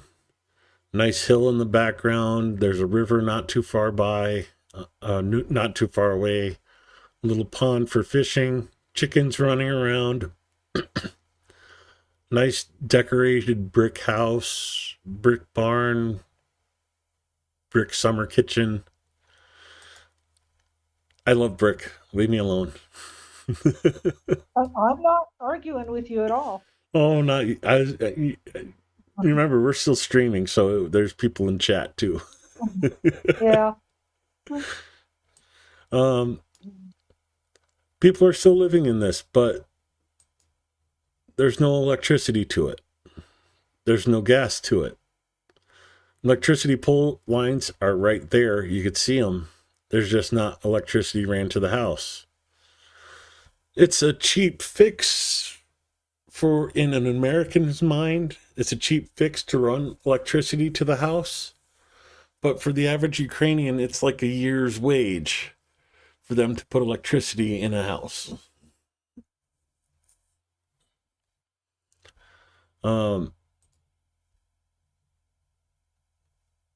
It doesn't have any inside pictures, but it does have the layout of the house.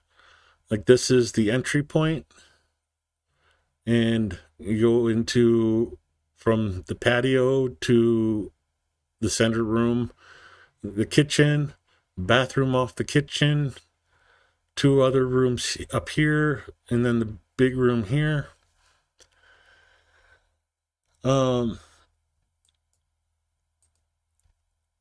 then this thing up here, this is like the attic.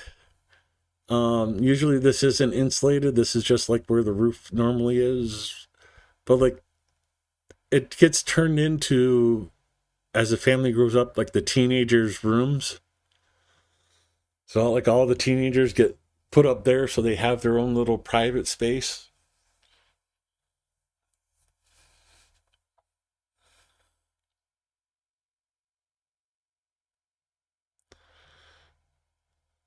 I'm not sure what bric-a-brac it means, Ozzy.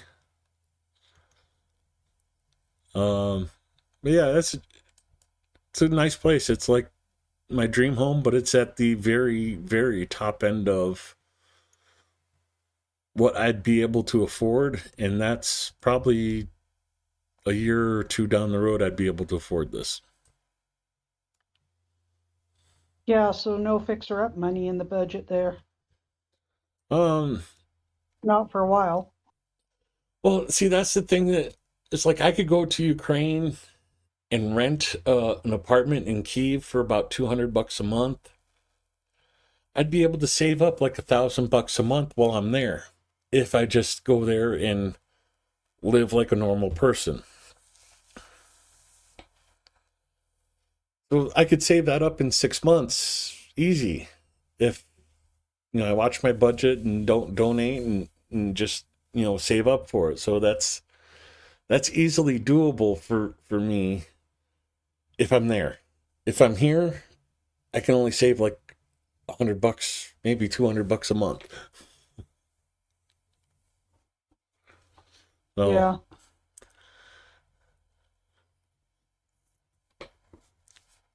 let's see, is anybody else in chat wanting to go to Ukraine? Maybe they want to know where a house is that they'd be interested in.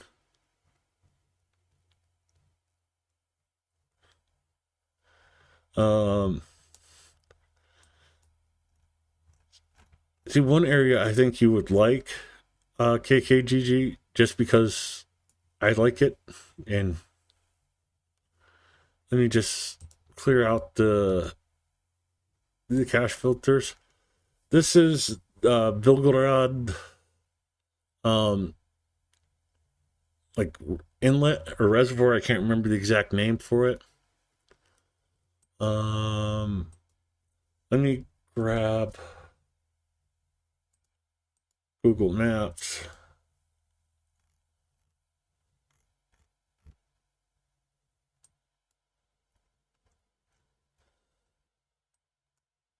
So this is the inlet here, Vilhrad.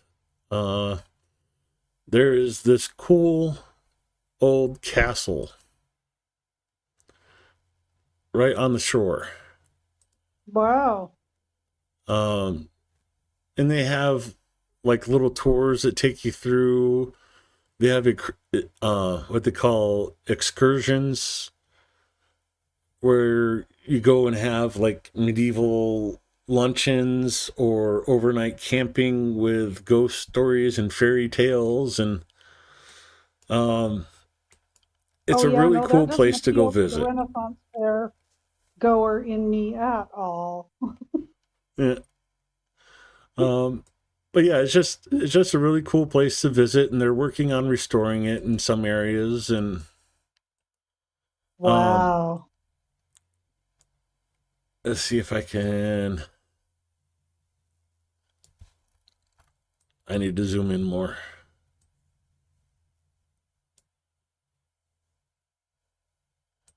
So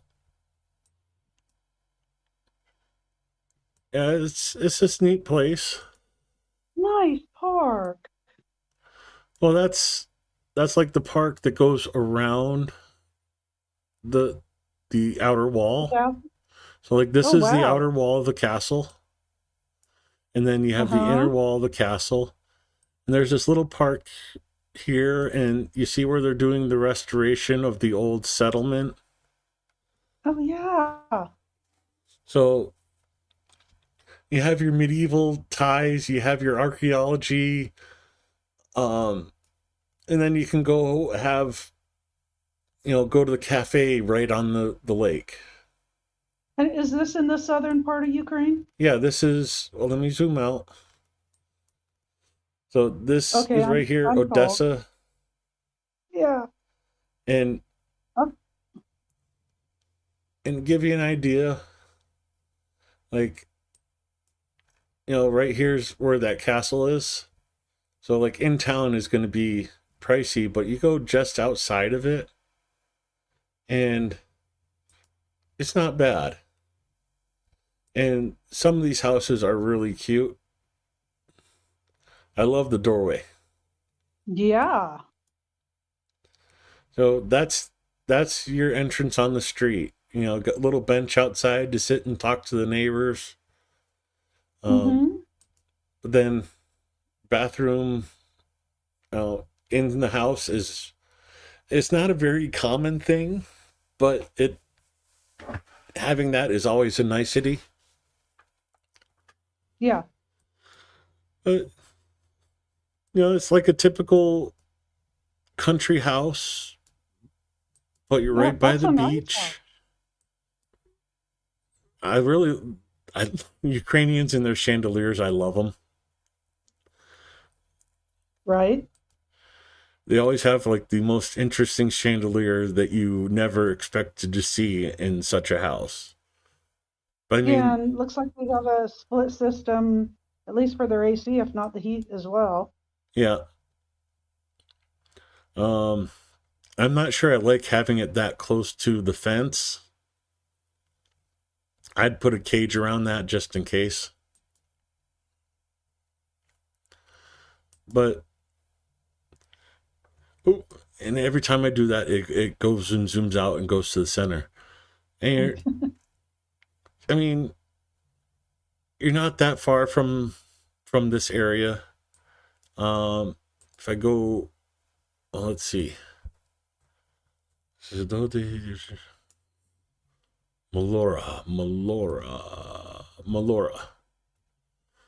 So that house is like right here. You don't have direct access to the beach, but you got this kind of like a tidal pool here, and then out Mm-hmm. comes out to there. But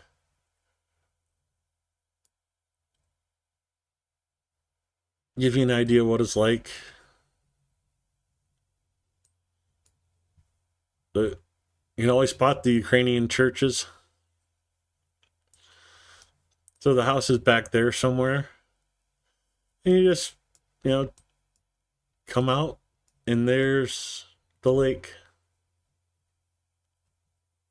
Go fishing. Enjoy a day by the water. And then just up the way, you can go to, you're not that far from the big city, from shopping or whatever you need to do. But you see there's like little beach areas like here. Yeah. Unfortunately, no pictures of that one. Nope. Oh, here we go. Here's some pictures. So,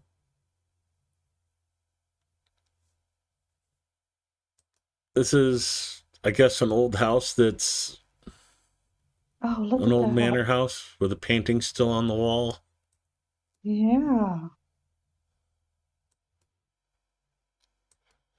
So, that's the best thing about Ukraine is it has history, not like the United States, but oh, there we go. There's the picture of the beach. Yeah. Nice beach.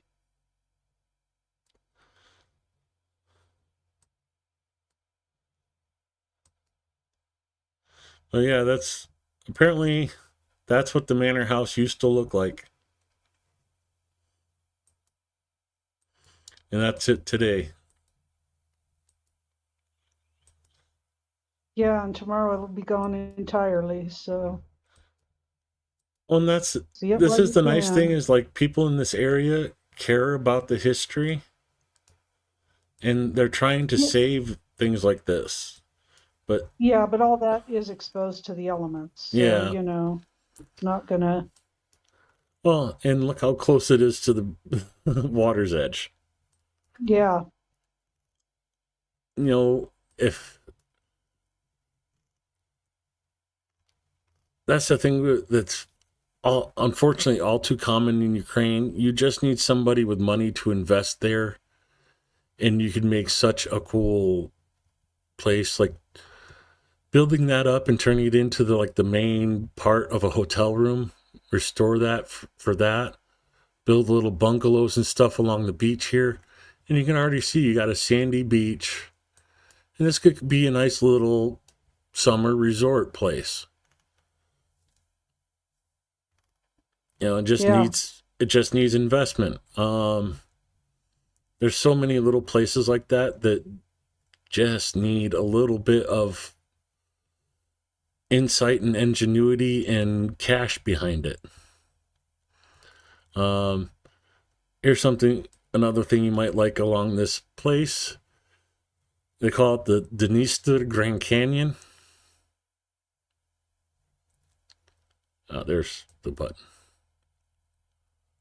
So, Oh my gosh, look at those cliffs. if they were white, you'd think you were in southern England. Right? But it does look a lot like the Columbia River Gorge or the Snake River Gorge. There's the view from the other side of the Dnieper estuary.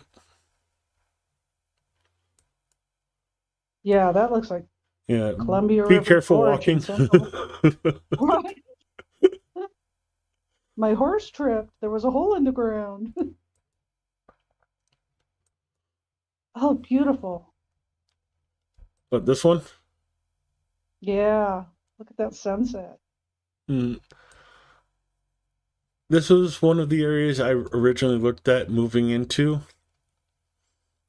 but I just determined that it was just outside my price range. Like the cheapest I've seen a place in this area is $6,000. Oh, So I would love to live down here. that looks so covish. Yeah, just take a rake and clean up the stuff that's washed ashore on the beach here, and you got like a little hideaway Right? beach location that should be in magazines as supermodel shoots.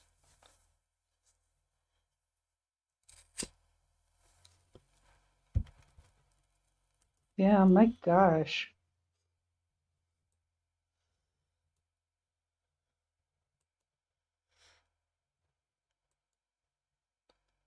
There you go. There's your nice sandy beach, kids out playing, dad fishing. That's, Yeah. yeah. Imagine a beach like that in California. You wouldn't be by yourself. Oh gosh, no. And then right off the Gosh, beach, no. you The people have there would be. stuff like that. You know, just, Yeah, and oh, look at those thistles. oh God, that just hurts my hands because I have to pull those things out here. There's another beautiful shot for you. Nettles, nettles, not thistles. Yeah, that's gorgeous. Well, yeah, and you know, the dad there fishing with the kids and stuff. Yeah, if that was California, it'd be full of a bunch of obnoxious people, not chill, friendly Ukrainians. And then, like, even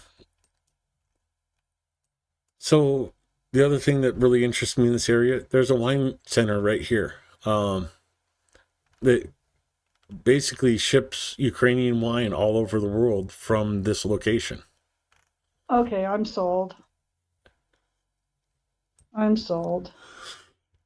I used to remember where the winery was around here, but I don't anymore. But there's individual wineries off in this area.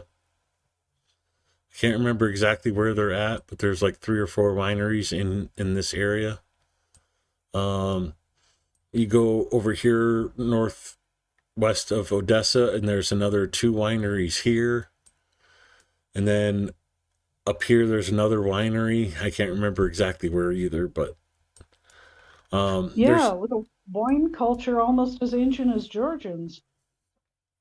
it's an amazing area. This fort is actually a Greek fortress. You know, Greece used to control all this area Yeah, back in, 1000 BC. And that's an yeah, old, at one point in history yeah. when the Turks weren't there or the yeah, yeah, I get Istanbul it. and Yeah. Constantinople, long time gone in Constantinople. All right. If you know the song, you know the song. Yeah. I'm butchering it.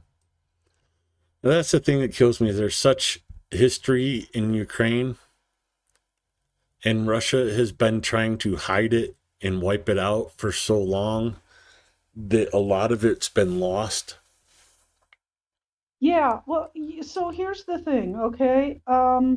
Pretty much since the fall of the Soviet Union and stuff like that, um, I've been aware of geography of the area and stuff. And I can't remember whose thread I posted it in. It might have even been yours, but watching Where in the World is Carmen Sandiego with nieces and nephews, and then my son when he was, yeah, because it ran for a long time. That's how I learned the geography of this place, especially of this part of the world, because I sure as heck didn't learn it in school and stuff. But pretty much since about 2008, I mean, I was aware of the Chechen conflicts and stuff like that, but pretty much since 2008, and the invasion of Georgia and stuff like that from a military standpoint, from a geopolitical standpoint, I've been interested in this portion of the world and what's been going on in it. But it's really only been with the full-scale invasion that I've really gotten to research and learn about Ukrainian culture. And oh my goodness, I have learned so much. I'm always watching. There's a million YouTube videos out there on historical, and even prehistory, because of genetic research that's been done and archaeological findings that tie you know, these people to this people to that people, and yeah, so it's been a great learning experience for me all along. Nothing that I've committed to memory. I'm not going to be an expert in it or be able to even, without referencing notes and stuff like that, even have a good conversation. But I'm aware of the deep and diverse history of the region. So that's been very enjoyable. Another anagram. Okay, cool. Um, yeah, you kind of have to understand what Google does for translations to read these right sometimes. Yeah. First on the top, the second floor, there's a veranda, Yeah. or the bottom floor, I mean, a 9.5 square meters, a front room that's 11 square meters, kitchen's 5 square meters, two living rooms that are 10 square and 11.5 square. On the second floor, there's an attic that's 27 square meters. There's another building near the living quarters. Walls are of stone.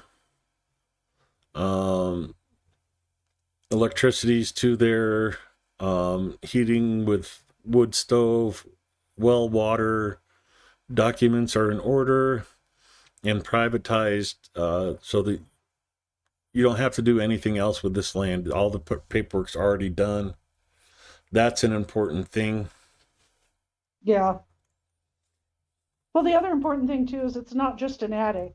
It's a rave attic. So your teenagers can throw, wild ecstasy fueled parties up there. But like, this is the attic that they're talking about. Yeah. That there's a lot of dance room up there. Yeah. Translation, the rave. Yeah, I got that. Like you were saying about Yeah. Anna B is asking what's available in the Carpathians for a 1-bedroom.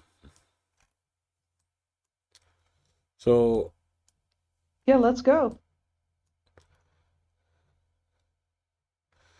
Carpathians are not cheap. I'll tell you that right now. Except there's a 3,300 one that pops up that proves me wrong. This might be up your alley. You don't own the land, but it's like a condominium complex that's being built. Oh,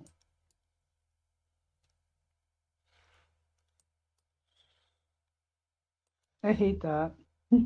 So if you wanted to go cheap in the Carpathians, you're going to be looking at something like this. And these are just drawings added in to make it conceptual drawings. Yeah. So there's your cheap option in the Carpathians. But let's see.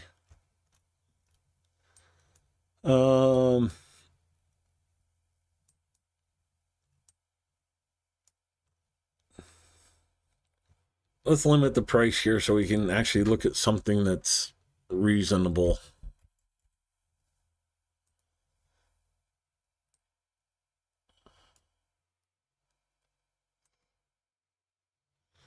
Here you go. 1-bedroom, 75,000.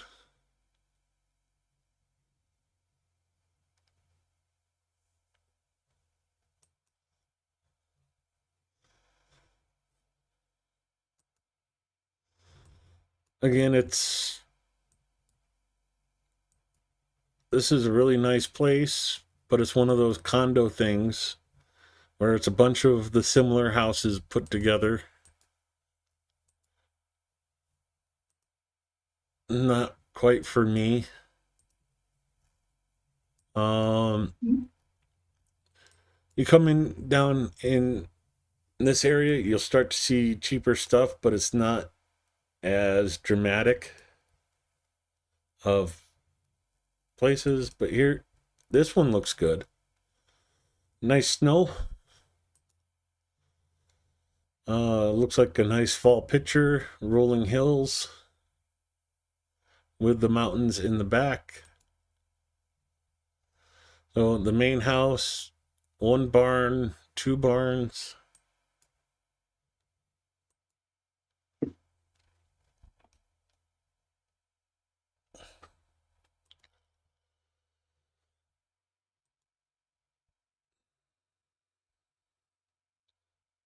I don't know, that's doable, right?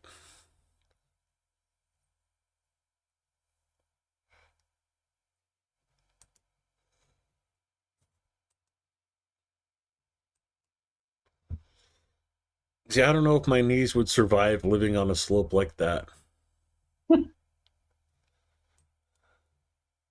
You'd have to take up yodeling But to live on a slope like that. yeah, 37,000. Just over 2 acres of land. Oh, when you look on this site and you see like 85 acres, it's not 85 acres. It's Hectares. no, it's even weirder.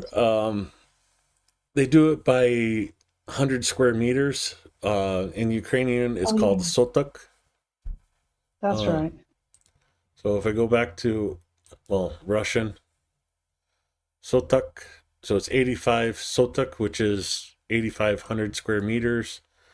An acre is right around 4,000 square meters, and this one is 8,500 square meters. So just over 2 acres on this place, but 37. Yeah, Carpathians are not particularly a cheap area to live.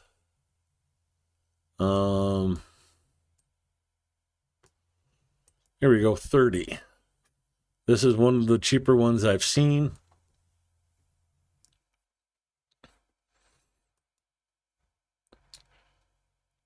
I like the, oh, what's that? The floor baseboard.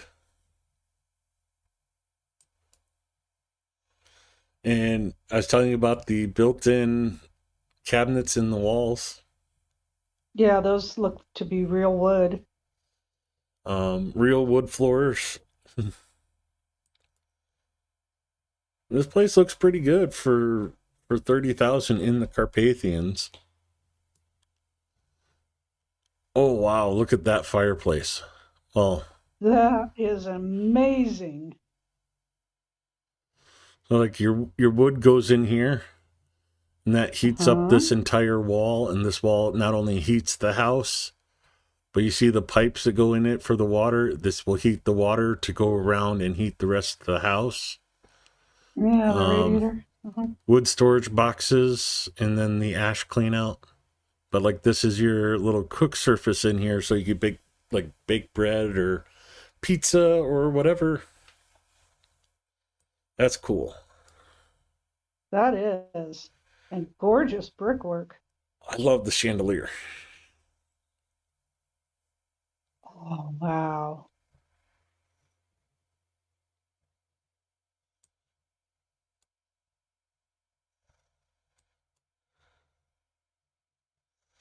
So there's that, like that's the entrance to the house, your entryway, and then there's that brick heater.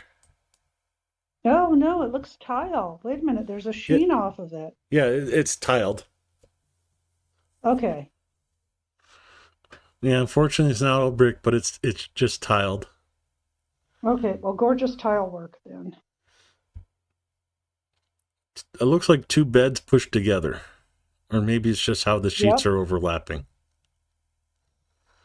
No, I don't know. That looks like 2 twins. Yeah. Or it could just be a deep crease in the, but that's, yeah.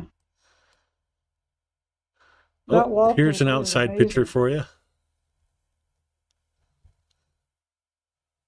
Nice pine forest right across the road. Right. The entryway. Yeah, it looks like the tile's seen better days, but nice wood floor in the kitchen.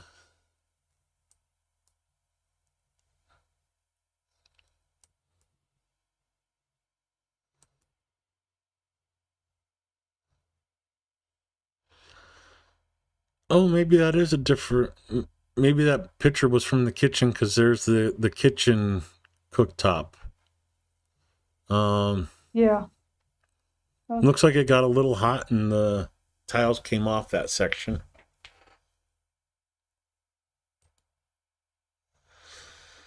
It's not a bad repair to do.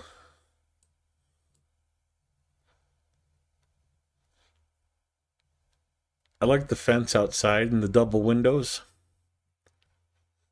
You can keep it nice and cozy in the house and still have sunshine coming through.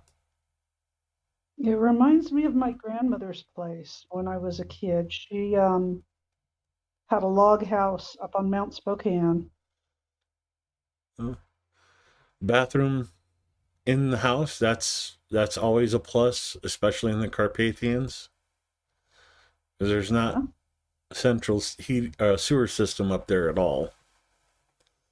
The tile on the outside, that's amazing up here. I'm just looking at the basement windows, how high up they are on that foundation to give you an idea of the snow depth there. Oh my goodness. Yeah. Bring your snowshoes. So you see how high the steps are up from the ground? Yeah. Oh, it looks like there's a little religious shrine right at the corner of the property, too. It does.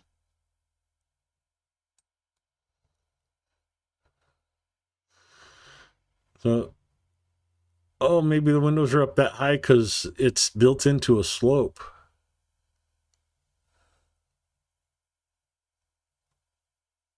Okay, could be, yeah.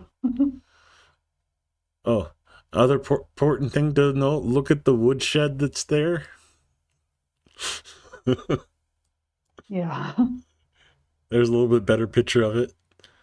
Look Yeah. at that's all stacked up wood for the winter. Yeah, that'll get you through most of the winter. Oh, they even have a video. Oh, good.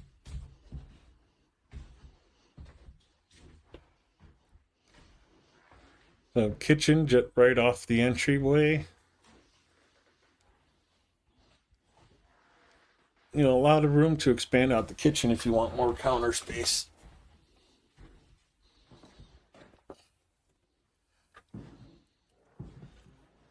Huge living room.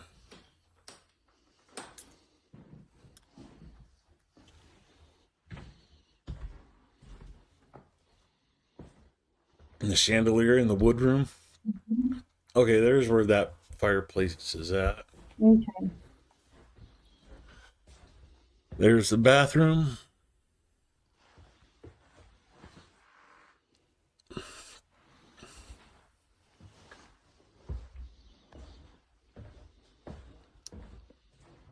And The bedroom.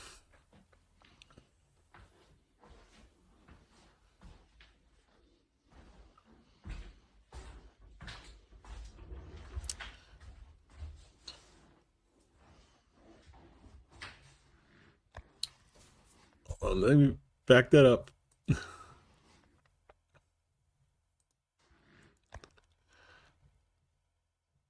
Just to give you an idea of how much wood you'd need there.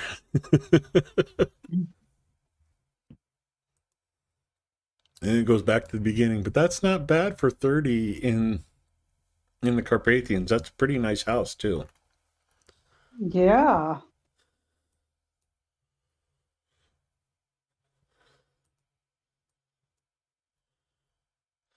That was right in the middle of Ivana Frankish too.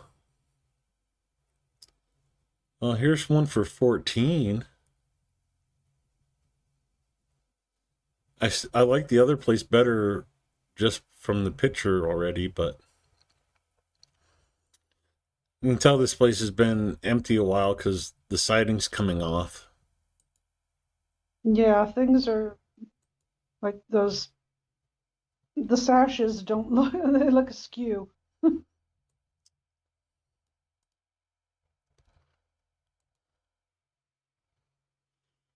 No, it's gasified. There's the gas line coming into the house.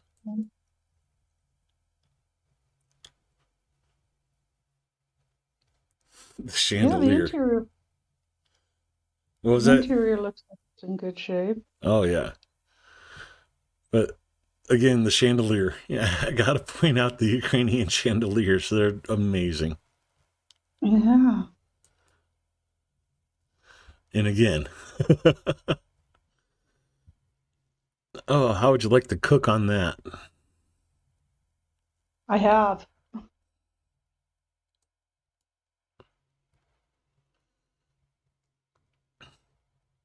The gas line running through the house over to the heater.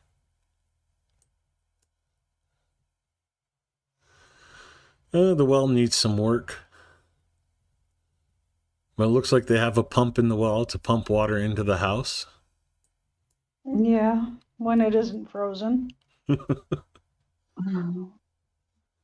That's a beautiful view. It is.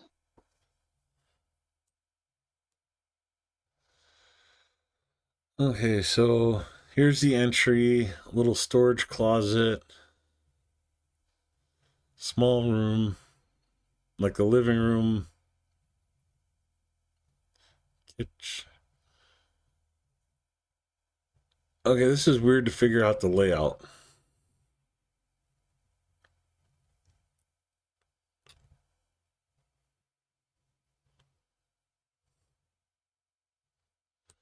Yeah, that's a little weird.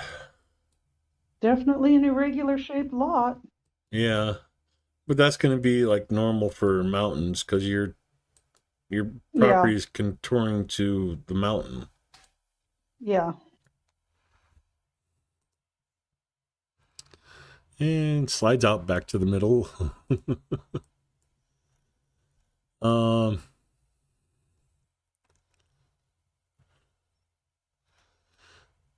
that was this place. Oh, here's a place for 13.5.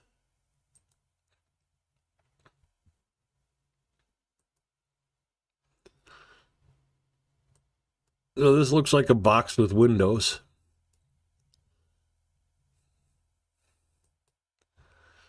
Interior looks amazing, but look at those Vishvankas on the wall. Wow. Right.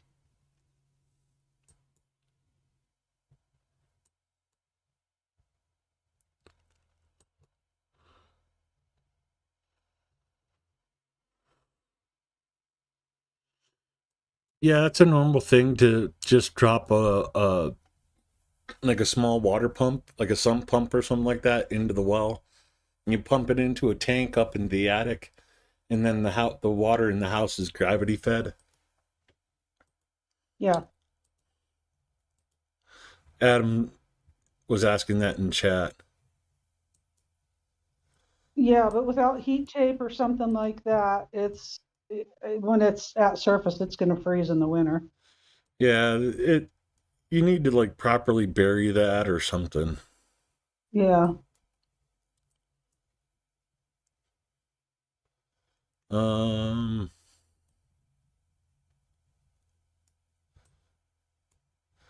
yeah, the closer you get to Poland, it seems like the more expensive they get. Oh wait, here's a two room for 6,000.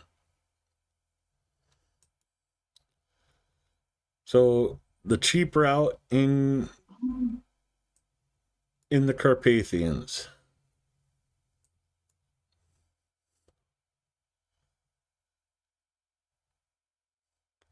It looks like it needs a little bit of work on the outside plaster.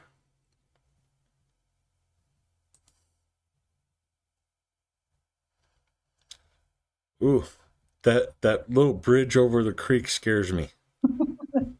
Yeah. All in all, it doesn't look that bad, and it looks like you have a little summer kitchen cabin out the back.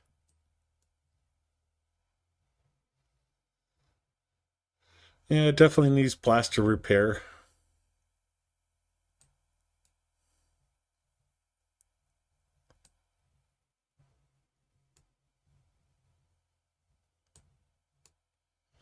Not bad, though.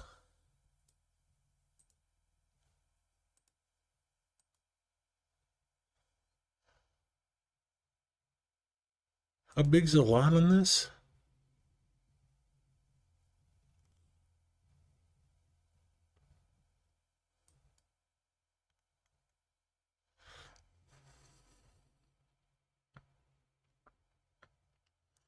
Oh, 500 square meter or 100 square meters, so 5,000 square meters of just over an acre.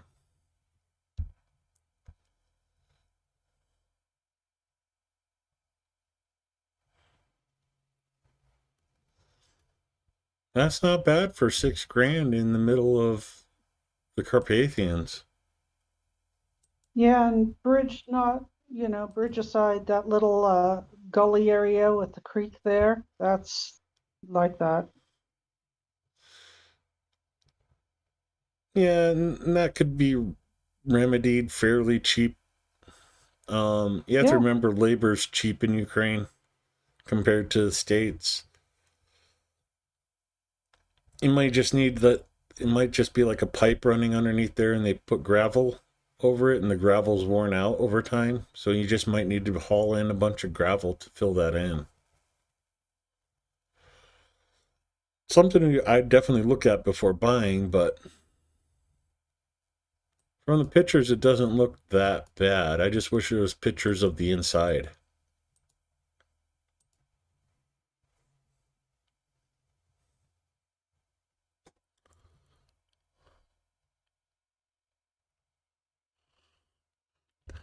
And then Anna B says in chat, all that matters is what's in the inside and what it looks like.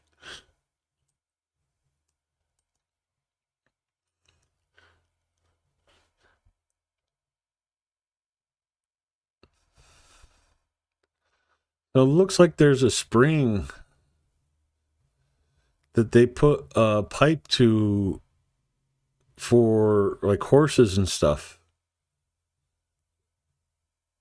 That's interesting. Is there another picture of that?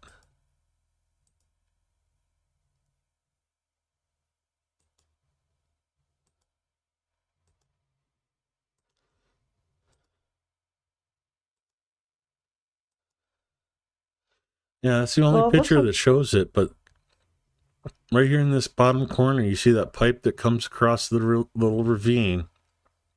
yeah. It looks like a little water trough that's like feet. Well, yeah, and in that one view, it looks like there was some pasture land involved there. So I'm wondering if that would be the flip side of that pipe, like if you turn to 180 from that pipe photo, and that's what you're looking at coming out the other side of that little. It could be because it Yeah. doesn't look like it's behind the house. It looks like it might be what you said. And you notice that the tracks are animal prints. You know, if you live near cattle, you'll recognize this. This is all hoof prints.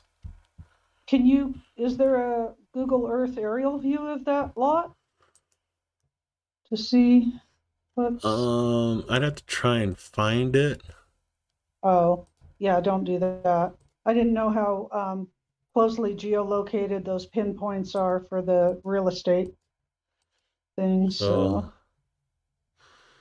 Just south of the or bend whether in the it's linked. river, I might be able to find this.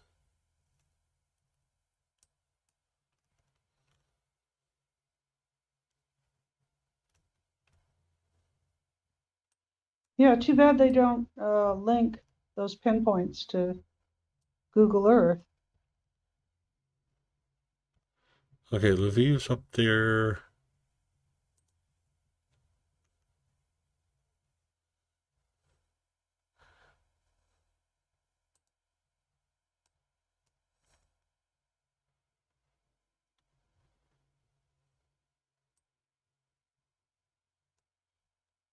Okay, that might be the area. Yeah, okay, so let me switch layers. This might be the area right here. So let me zoom back in. Okay.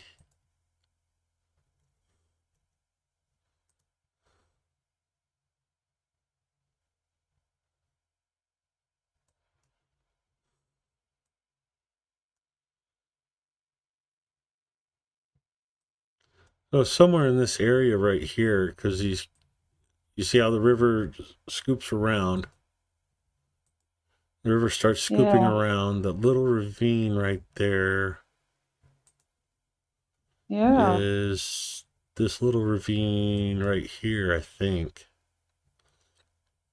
So I think it's this house right here.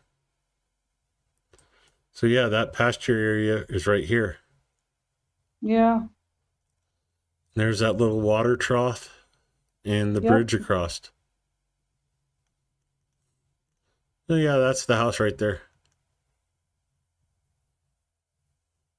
Well, now, does that pasture land belong to that other structure at the north end of that clearing? Be Because honest I'm with you, that wondering looks if, like a barn, and that might come with the oh, house. yeah,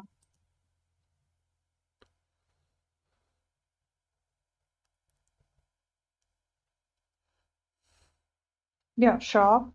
Oh, wait a minute, no, wait a minute, shop market distance, okay, I see. Yeah, it has a barn, a crypt, which would be the summer kitchen, like the root cellar. I think that's that building behind the house.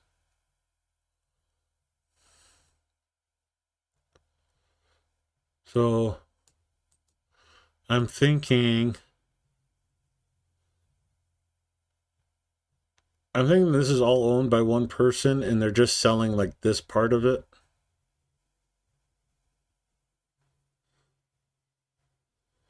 But that would Okay, be, why would they, I don't know, it's weird. I'm not sure. yeah, why would they hang on to just the pasture land unless they sold the pasture land to the other neighbor there? And they're just, Unless they're living up here now and want to keep this access road. yeah, could be. But yeah, I'd almost guarantee that that's the house. Yeah, well, yeah, because that looks more like 2 acres there, with just judging from the house size and land around it, or 1 acre. This was 1 acre, right? Yeah. Like an acre and a quarter. Yeah, okay. So it might be like a weird shape, just so you have road Well, access. But but then they'd have to grant an easement to the house buyer too, though, for use yeah, of that road, because that's how you access the property. well, easements aren't really a necessary thing. You kind of just go where you need to go. So no Ukrainians coming out with a shotgun saying, "Didn't you see the no trespassing sign?" That house is right there.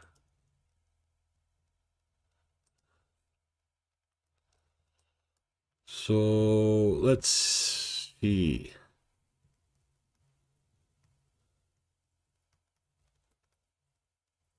Oh, that's quite a distance away from Lviv.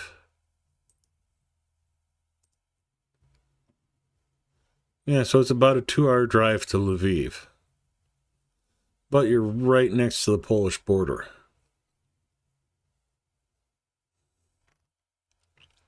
Not a bad place, especially not for that price. Yeah. Oh. Oh. Oh, I thought it was muted. Oh. Yeah, let's drop this down to, say, 20. No, not 200. Oh, that's a lot of places popping up that are under 20. So that was this place right here. Let's go down the road a little bit to this next one. 15.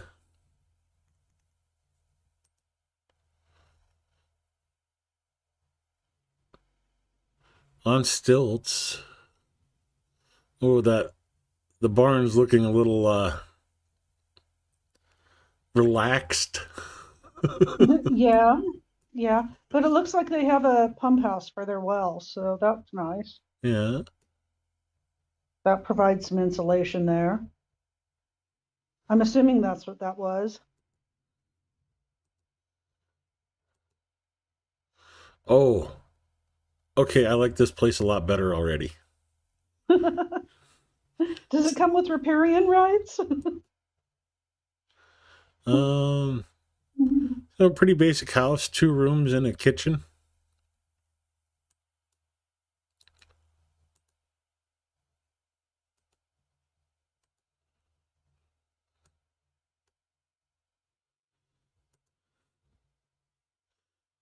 Okay, let's watch the video.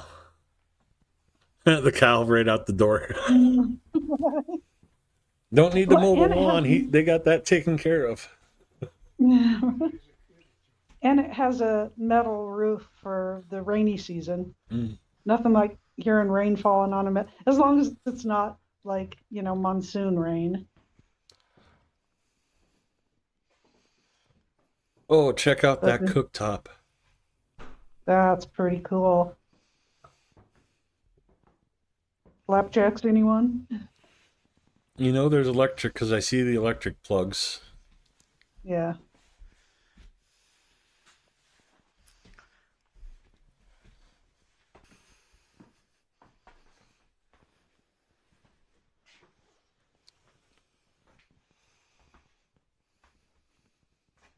Oh, yeah, nice little cozy country house. A second cook stop. So this might have been like a 2-family house back in Soviet times.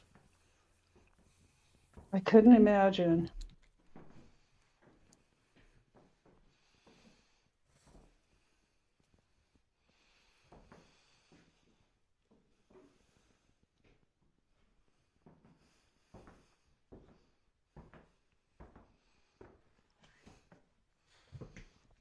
Yeah, this was a 2-family house back in Soviet times.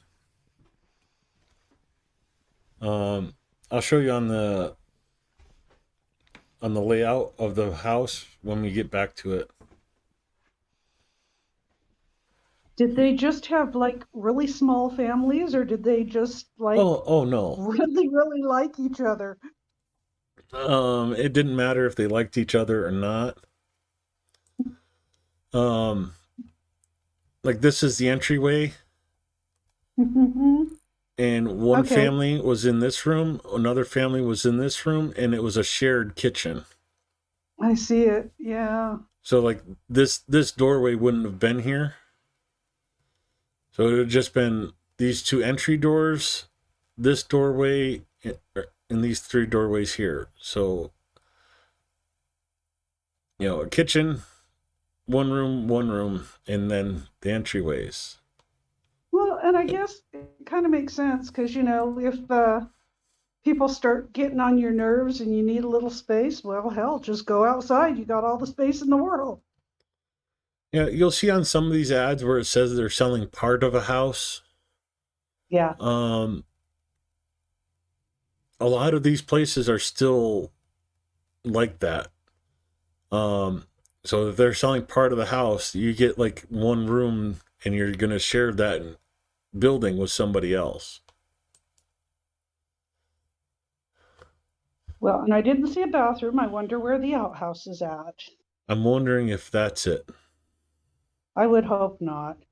But it would look like a 2-holer there because there's 2 doors on there. Yeah. So one for each of the each family. And it could just be that it's slanted like that to keep the snow off, and the wood's just weathered, but it might be pretty structurally okay. Well, okay, this is the weird part because this is like the front of the house of the property, but the entry to the house is on the back.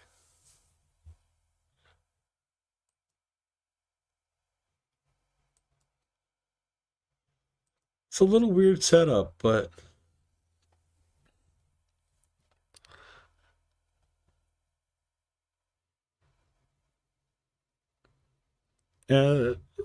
It's definitely interesting. Okay, so like this fence here that comes off to section off the area for the cows from the garden.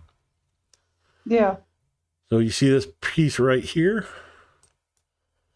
That's that piece Yeah, right there. So right there's the river. yeah, And you're not that far from a nice stream. yeah. No, that's a gorgeous stream. I bet there's some good fishing out of that.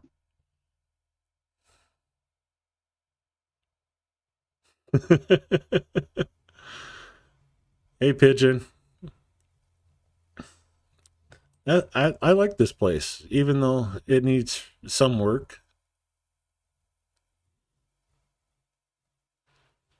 But yeah, the shared rooms in the buildings, it's so crazy with the Soviet times.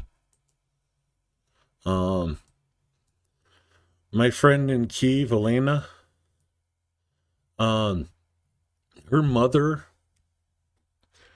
was born in the apartment that they're in, and at that time, they had one room.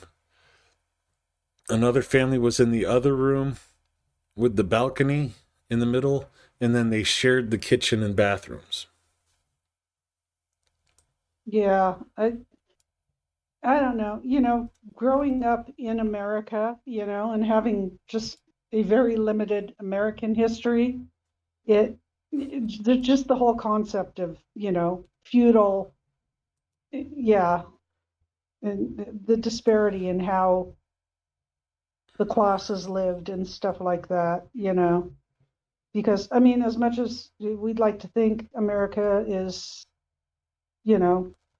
well, we don't have a class of royalty and stuff like that, but evermore though, there is a disparity of wealth, and it seems so alien to the American ideal.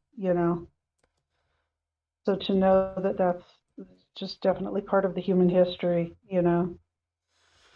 Yeah, and this is an old building here in this one. Old logs, they were just hewn logs. Oh yeah. So I'm guessing there's a lot of that building's almost not usable. But if you Oh, I don't wanted know. a Logs. plot of land in a nice valley, there you go. Well, unless insects get to it, log construction really lasts a long, long time. Yeah, and it could just be like you need to just chink the gaps between the logs. Yeah, exactly. I like the shutters on it. Yeah, I mean, and the roof doesn't look brand new, but it looks like it's in pretty good shape given. So I'm assuming that, yeah, probably just, yeah, It, something to look at. I mean, replaster, it's yeah. not bad for 11. Uh-uh. Not especially not with views like that. Yeah.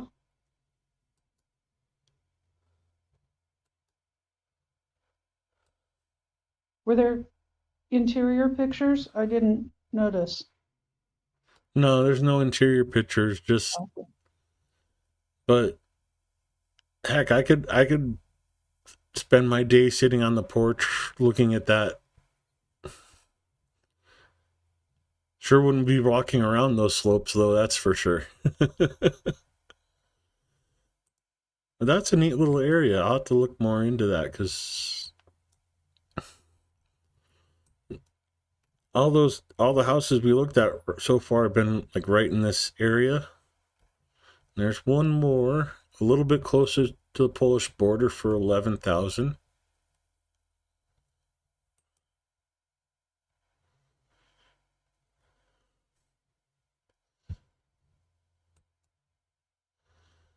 Oh, I like the old barn with the house up above. Uh-huh. Oh, God, you know what that looks like? Oh, I can't remember the name of the movie.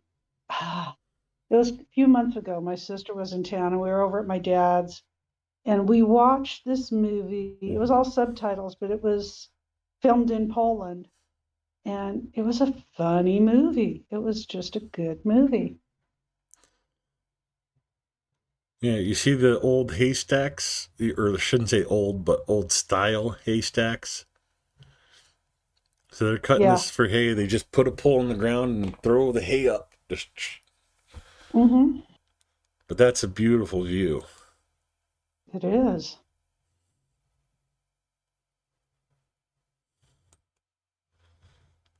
Oh, Oh, floor's wow. looking decent shape.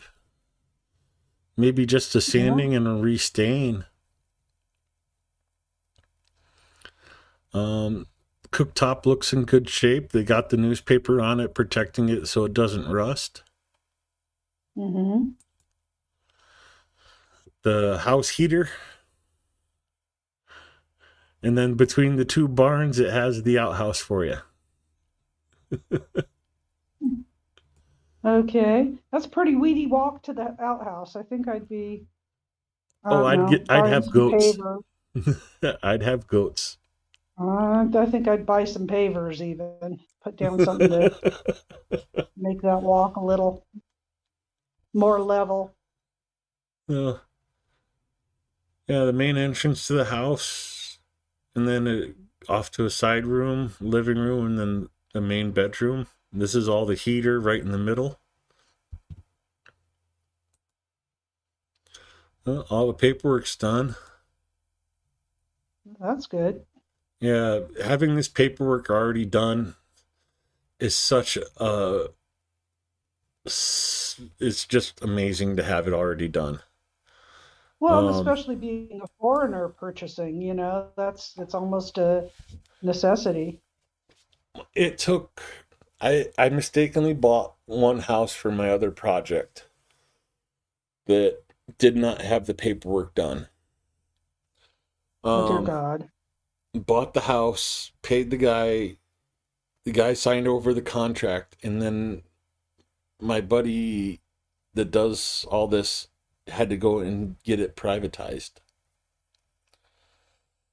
And it took 3 weeks just to get it privatized. And of course, you don't want to do anything to the house, spend any more money on the house until you have it privatized.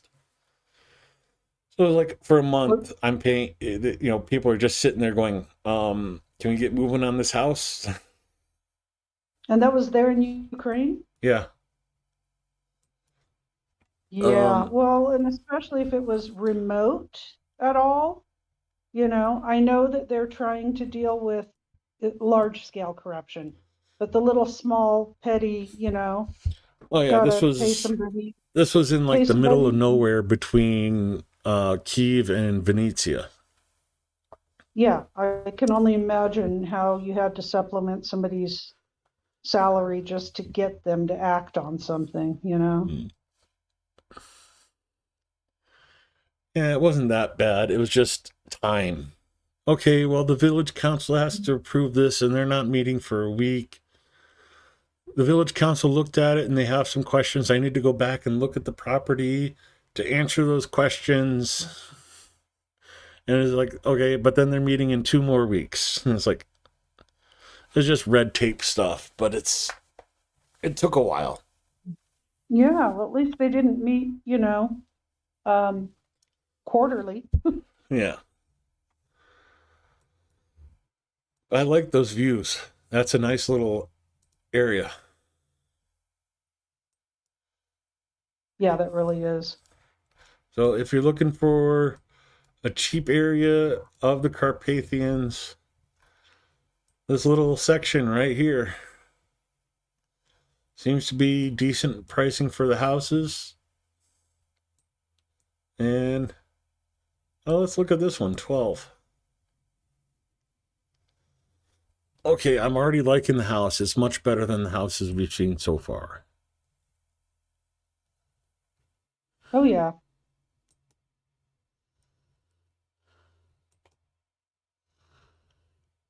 Oh, nice paved road even. Oh my goodness. Power lines right there, so it wouldn't be an issue about having electricity. Barn might need a little fixing up. Yeah, that roof looks a little saggy. Okay, and like the foundation supports underneath that part of the house need to be, they need help. Yeah, Oh my God, I didn't even notice the church in the background. that's gorgeous. I noticed that. Yeah. So yeah, that'd be cool right there alone. Yeah.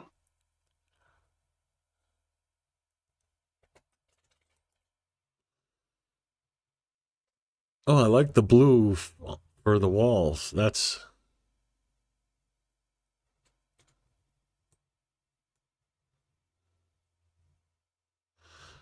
okay, LJ. Yeah. You're not allowed to look at the tapestry on the wall in this next picture. Don't look at this. Oh wow. That looks so Native American to me. But it's Ukrainian. It really does look very Navajo.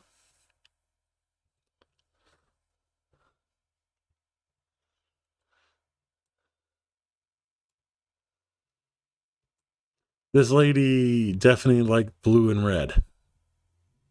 Yeah, she's got, well, I was going to say, I know that some of those are patron saints or whatever. One of them looks like Mary there, but the other ones, I can't, they look like they're just possibly landscapes.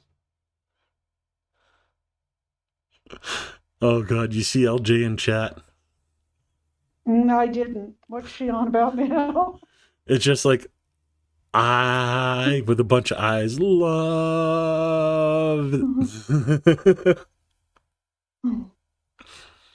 I can't say I blame her.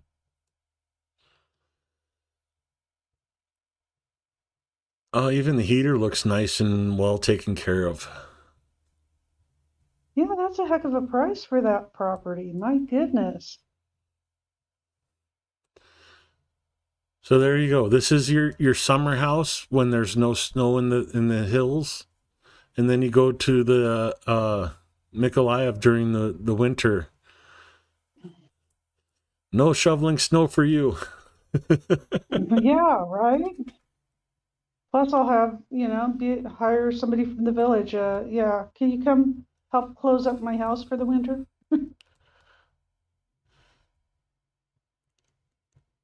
But yeah, that's so cool. And then where's that picture at? There's the That's entrance gorgeous. right across the street, right across the paver road. Beautiful, beautiful church to look at every day. Yeah, or if you go to church, there's no question about, how you're going to get there.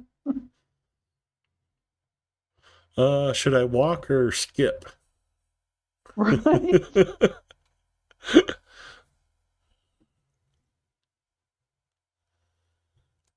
And like the hills in the back, oh, that's amazing. Yeah. That church being so close, I'd have to go there, at Christmas time because midnight mass, Yeah. that's got to be gorgeous in there. Do they do that over there? Oh yeah, they have like the Easter mass and all that. Yeah, but no, I'm talking about the midnight masses at Christmas time Like in the when bigger cities, I you know they go were in the doing church. that. Yeah. They were advertising that for Easter before I left. I Oh, don't know I about didn't know they did. it'd be like up to the individual churches when it comes to small towns like this, but Okay, it's not something that's religiously affiliated. I did not know if the Orthodox churches did the midnight services at, high holidays where the cathedral's all lit up by candlelight and yeah, it's beautiful. okay, I'm gonna try and track this place down. I'm thinking it's right about here.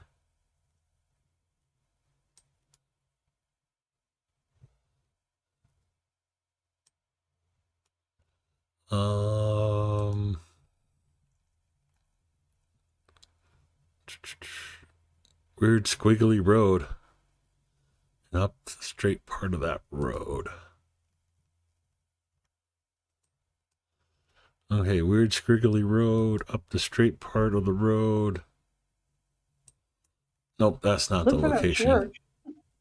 That's what I'm Look looking for for that. is a church. What was the name of this town? Clements?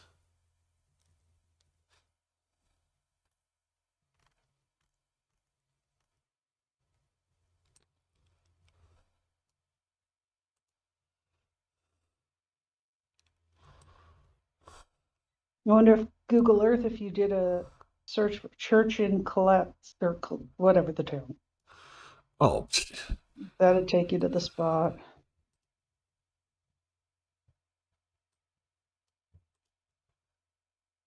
And that's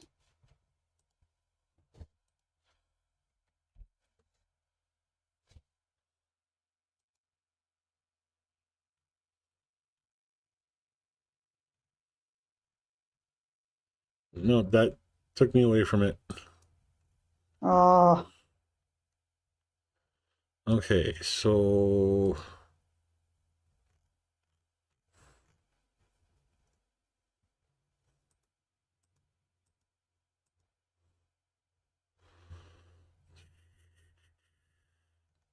let me just zoom out a little bit more so I can get an idea. Okay, big dip in the border. Okay. Big dip in the border. It should be right around here. There we go. oh, there. There's the church. Yep. There's the house. Okay. Wow.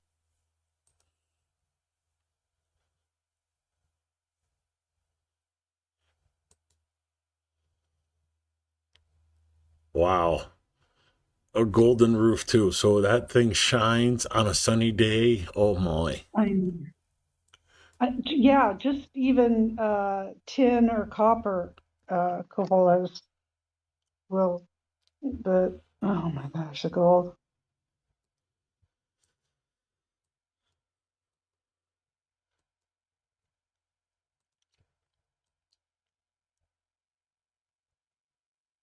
Let's see. Come on, be a nope. Well, there's the bus stop. So like here's the house. So your bus stop's literally walking distance. See, is there anything? No road map, no pictures. Oh wait, there's a picture down here.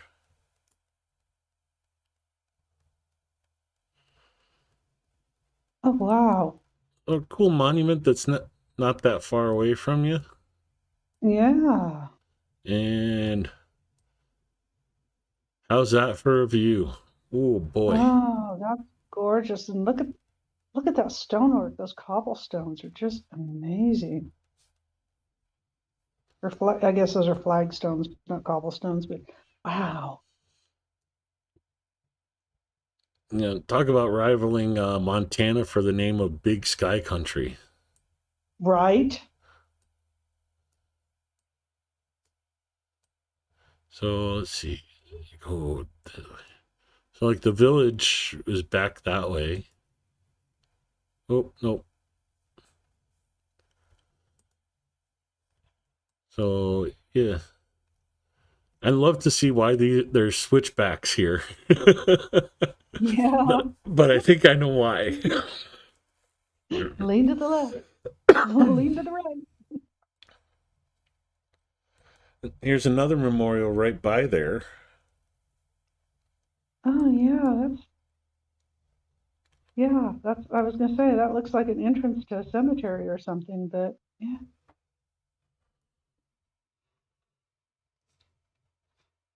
Beautiful view. Yeah, just gorgeous. You can almost smell the pines in that picture. Oh, I Uh-oh. wonder what happened there. Looks like it got hit by something. Some point.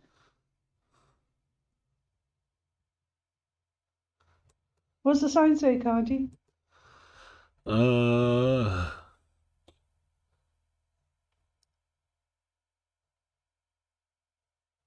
It's somebody's name. I can't. It doesn't make sense. I can cheat though.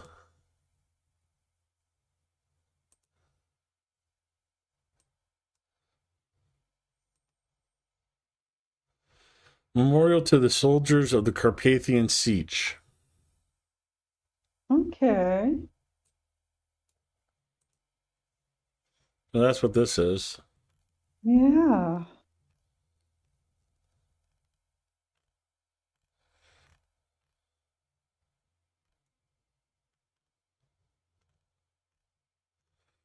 So maybe that building was like the old headquarters or something, Could be, and it yeah. just collapsed over time. To honor the Or memory was it of the that? heroes who sacrificed their lives for Ukraine's independence, freedom, and prosperity. Well, here. Yeah, I wish there was a date on that. May they rest in glory. Now what did I do here? March 18th, 1939. Approximately 600 captured fighters of the Carpathian Siege were shot at the Versky Pass by the Polish border guards of the Border Guard Corps. Troops hung.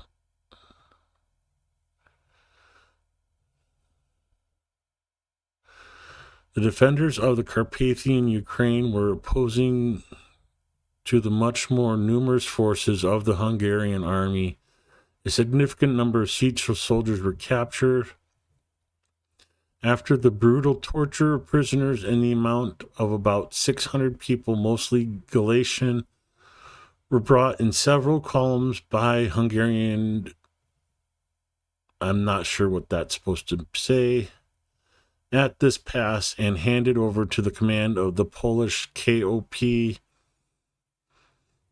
as citizens of the Second Polish something.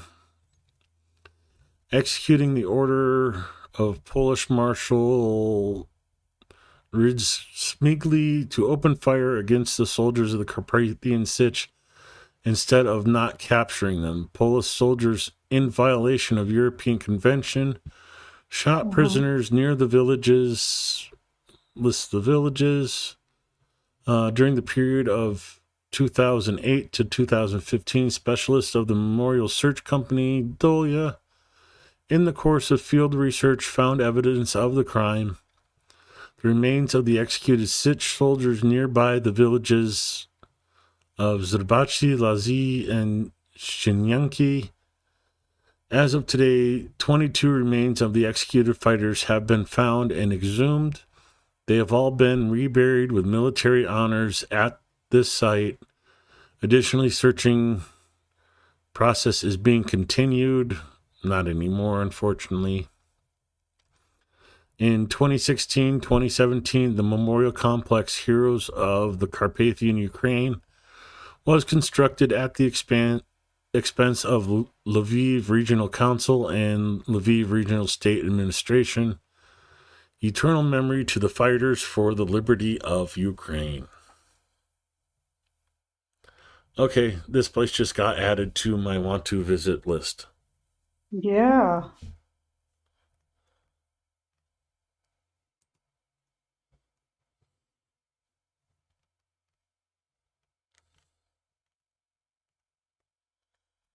Oh, and just to note, English, Polish, and Hungarian, I think. Not sure. Well, the But Polish and Hungarian makes sense for who all was involved in it, but in oh, I know English this is the, Polish, but I'm not sure what language this is. But yeah, this is Ukraine. They put signs out for other people.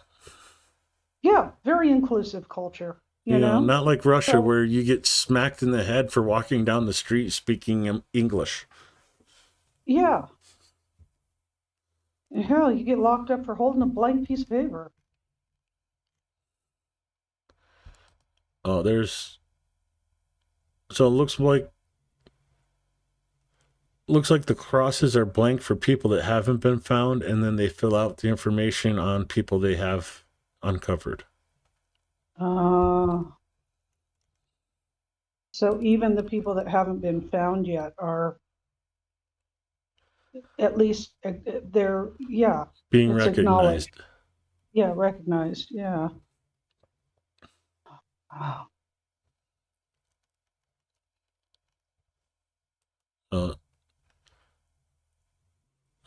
See- so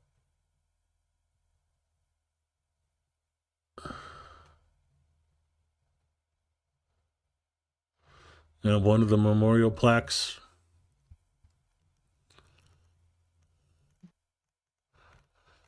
That's very cool, though.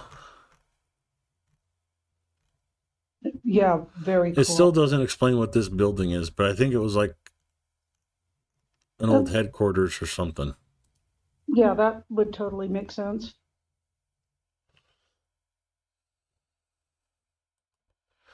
But that's just down the way. Like, there's the church.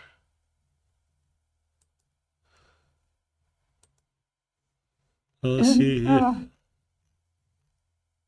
that's, yeah. One of the things that, oh, I don't know, how do I put this? I find it intimidating and awe-inspiring at the same time. I know that, I mean, my travels have pretty much been limited to west of the Rockies in the United States. That's about all of this earth that I've seen, and a little bit of Canada and a little bit of Mexico. But I just know if I went to some place that is so steeped in history like that, and how do people go there and not just literally feel the ghosts of antiquity all around them? And I don't mean ghosts, but you know what I mean, I know what you mean, especially, just those even like seeing echoes of the them. Golden Gate in Kiev, you get that. Yeah. You get that tingling sense knowing that was built in like the 1100s. Yeah. See, just the prospect of experiencing that is so awe-inspiring to me. And yet, people live in these places day in, day out, and I would be so overwhelmed.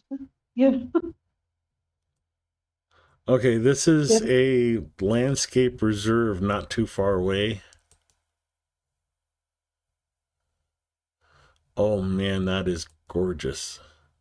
That is beautiful. Oh, look at that blue, that purple blue. Tell me there's no filter on that photo. I couldn't. I know. Unless you've been there to see it yourself and know that that's true to color, but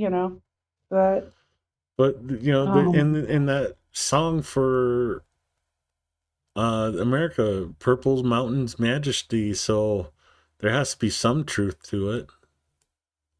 Oh yeah, I mean, I've Okay, seen I want mountains that that bike. are I'll tour around Ukraine if someone gives me that bike. right. Put a little GoPro on the handlebars and just. As a teenager, I used to ride around on a moped. I kind of miss it. Yeah, I've seen that show, Adam. Where the girl never talks. Yeah, I've watched it. It makes me hungry. Oh, what the heck is that? Tanks. Not the military. That's a secret kind. Ukrainian missile launch site. Right. Yeah. Russia, go waste like 300 missiles right there.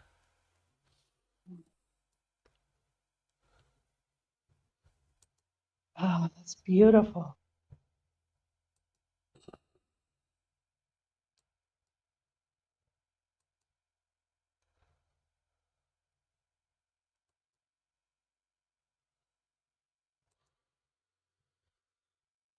Yeah, definitely very gorgeous country. Yeah, I'm sorry, I don't have to go out into space to appreciate how beautiful our planet is. There are a lot of beautiful places still on this earth. So, like right there's that church in that town or that place. There's hiking trails all throughout here.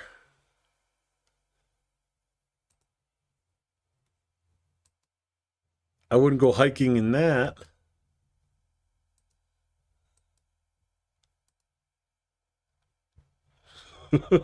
Well, somebody's enjoying the snow, though. That's okay. Yeah, Now, I Lois, you're get what gonna they're have to make doing now. sure. They're jumping and seeing how far the wind pushes them over. Yeah.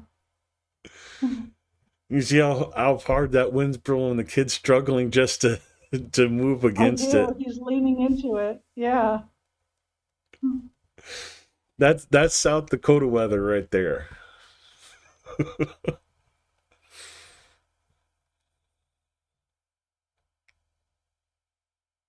Yeah, not on the daily, but we get windstorms like that here too. 75-mile-an-hour wind gusts. No pictures. Um, the cemetery. Hmm. So,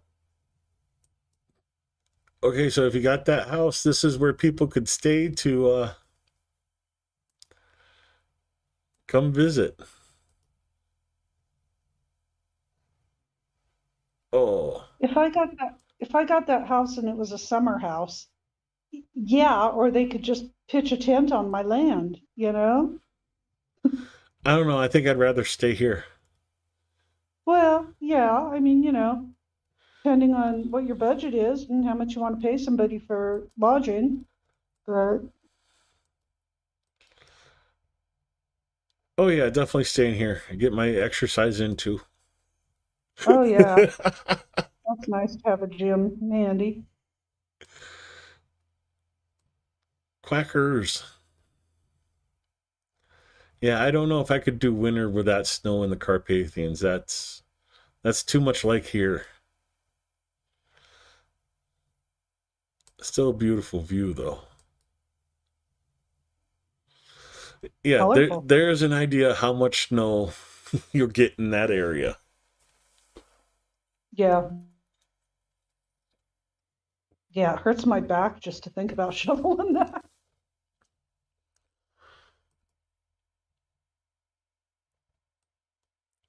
Okay, I gotta.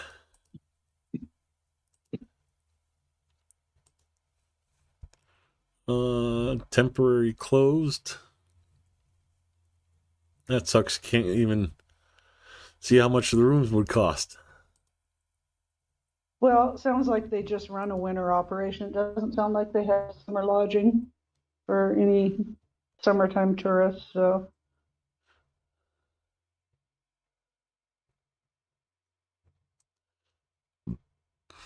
Oh, okay. I'm sold. If anybody gets that house, I get to come visit. Dairy farm, huh? Well, it's a Or is that goats? so right there's that church. So right down the road is eco pharma called Play. So an ecological farm called Play. And of course, the first picture is the goats in their milking stalls. Yep. Do they know about goat yoga? They could make a killing. Goats on the merry-go-round.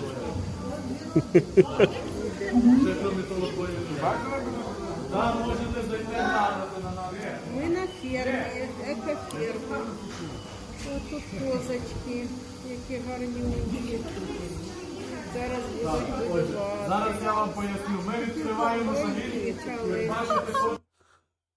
That's cute. Oh, old breed of cattle. Yeah. You know, that's what cattle used to look like instead of what they look like now. Big freaking box cars of animals. Aw, baby goat. Aw.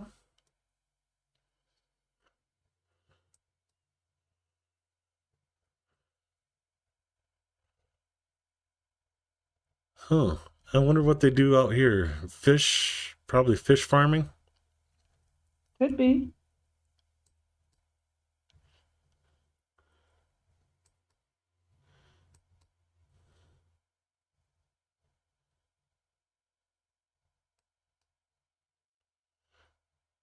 All the different cowbells. Yeah. Well, I guess we know what the third grade field trip is for all the school kids in the area. Oh, yeah.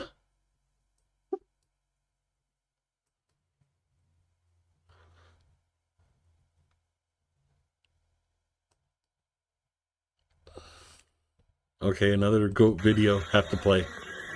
Yeah.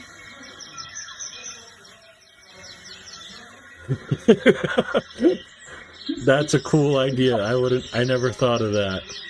Is that like a roller that's massaging those goats? What the Yeah, heck is it's that? well, when I had goats, I had this street sweeper with the prongs on it, and I just hung it up, and the goats like walked underneath it. But that thing was rolling Yeah. and doing the scratch. Goat grooming. An automated goat groomer. Got to get the itch. Oh my goodness. Well, yeah, and I assume it, cleans their fur and removes dander, and yeah.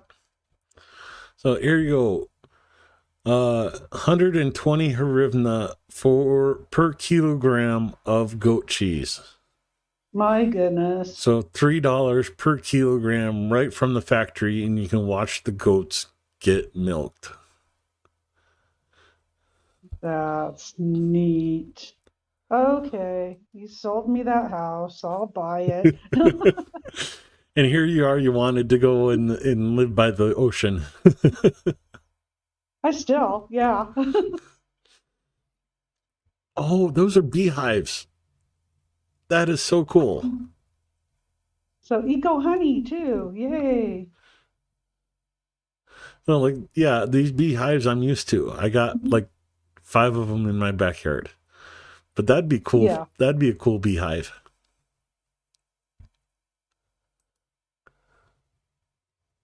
That's not just a beehive, that's a bee house. Literally. Okay.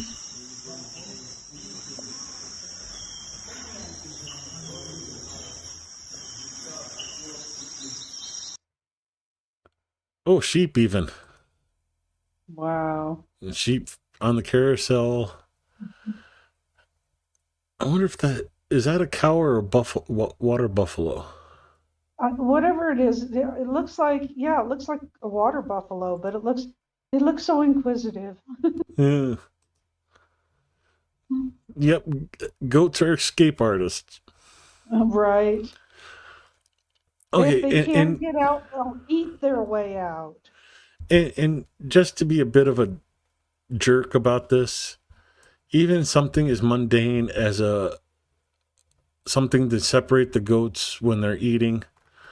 Look at the woodworking detail that put into it. I see that, the carving and everything, and yeah.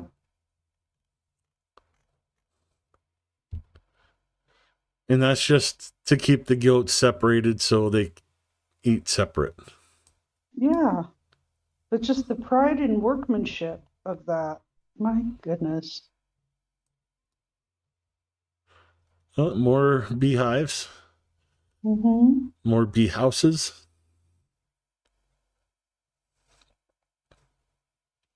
I bet that honey tastes amazing with all the poplar trees that are out there.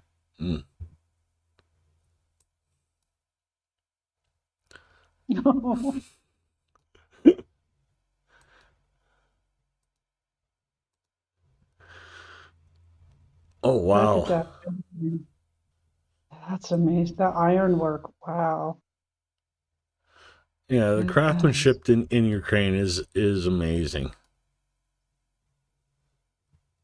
Again, Ukrainian chandeliers, there's no beating them. So this is that looks like the dining is they run a restaurant there too, Looks like. obviously. Wow. So if you ever feel like not cooking, there's your restaurant. I'm sure it's going to be like a cheese-based menu. Yeah.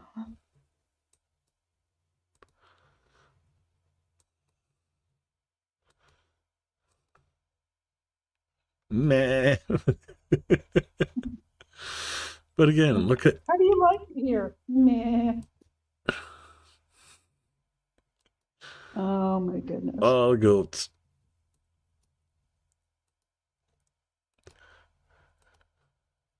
Yeah, and Oh, this isn't even like a drive away. That's the thing that kills me. I want to go see that place so bad.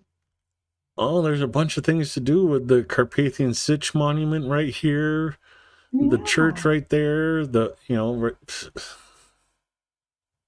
Yeah. Oh, I didn't just mean the farm, definitely, but all of it, that whole place, the whole area, and everything to see in it. Oh my gosh. to be fair, there is yet to be a place in Ukraine. Well, I shouldn't say that. I found one place that I don't like visiting or looking at in Ukraine. And that is the view of ravine from the train going to Kiev.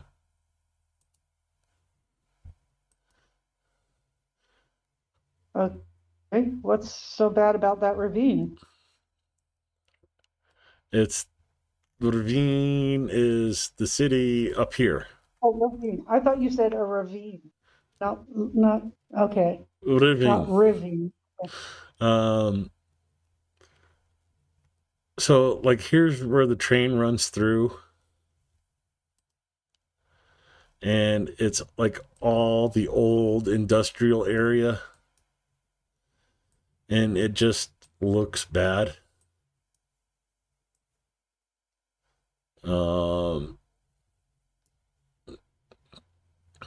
So all old rundown industrial buildings that are abandoned. Half the time you can't even see it because the train cars are stored there, are just sitting. And it's just not a nice place to look at. It's an industrial city. It's what it is, unfortunately. Well, that's not something I would want to look at daily, but I mean, there's visual interest to be had there, looking at it, Yeah, it's but just not something. I can't honestly say that, every place I've seen in Ukraine is beautiful when there's just this one place that's right in the middle of a city that's right along the train tracks where all industrial happens. So, but, even on the flip side of that, you got parks like this mixed in too. So I'm sure like the people that live in the city don't see that, but as you're traveling through on the train, like this downtown area just does not look good. As soon as you get away from the downtown area, it's beautiful. But just that one little downtown area, that's the one exception that proves the rule that all of Ukraine is beautiful. Yeah, no, I can't.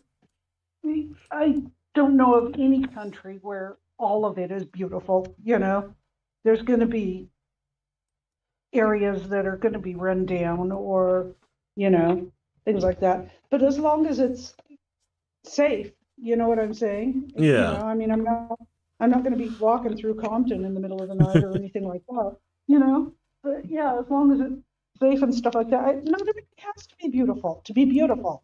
You know what I'm saying? Well, if you don't have the industrial like ugliness, you don't appreciate the beauty as much. That's true, but even still, can you find the beauty in or at least the visual interest, like I said, Well, I like Ozzy T's thought on it. Couple of murals, it'll look great. Yeah, that's just yeah, all it needs is a couple murals and a tree or two planted. Oh, that's beautiful. that is beautiful.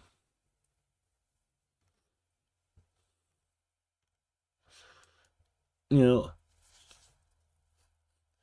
even Ukrainian ruins are older than United States. Oh, yeah. You can see this is an old church. Yeah, that's centuries old. Um, if I get the architecture, if I remember my architecture of the Middle Ages right, this is about 1500s. That new, huh? Yeah, that new.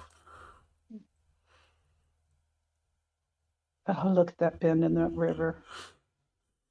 Amazing. Love that bridge. Oh, that's all you could see as a city if you were down in that city, because I wouldn't be surprised if this is like an old meteor strike place.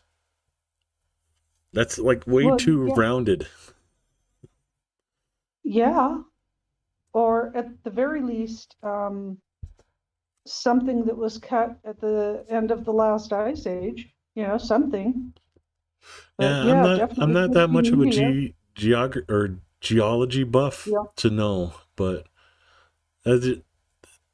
it's just an interesting look to it. Well, the channel of the river Там, kind де of вот makes me think ці old ice age. Yeah. So Well, there's the view from the bridge.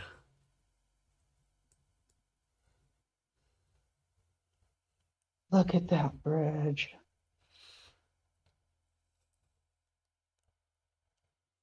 Oh my gosh.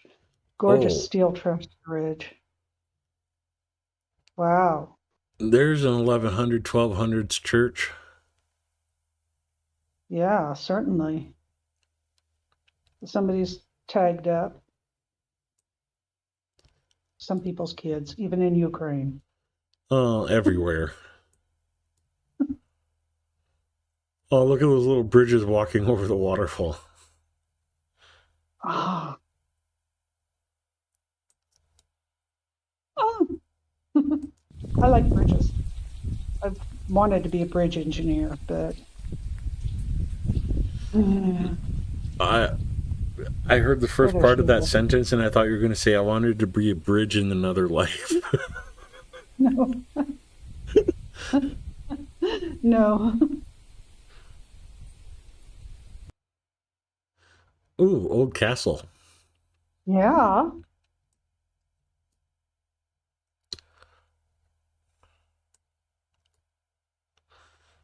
Oh my gosh. Okay. I'm moving in. I'm never moving out.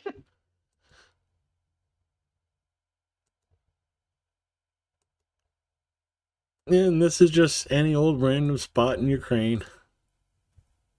That green lush cove area with the water and oh my gosh. Yeah, that's not even in the Carpathians. That's like, yeah. No. Um, go to my favorite area. See, there.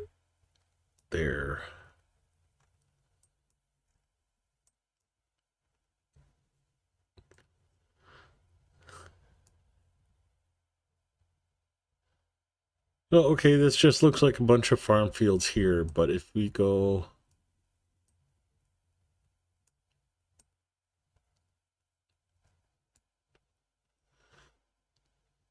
This village has a special little place in my heart. I won't say why, but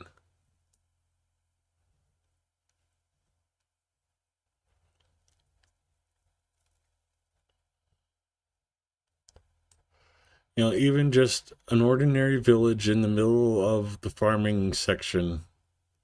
That's so pretty. Look at all the weeping willows along the shoreline. I see that. Is that a little park there? That little No, area this is that somebody's juts out? house. Or is that somebody's house? Yeah.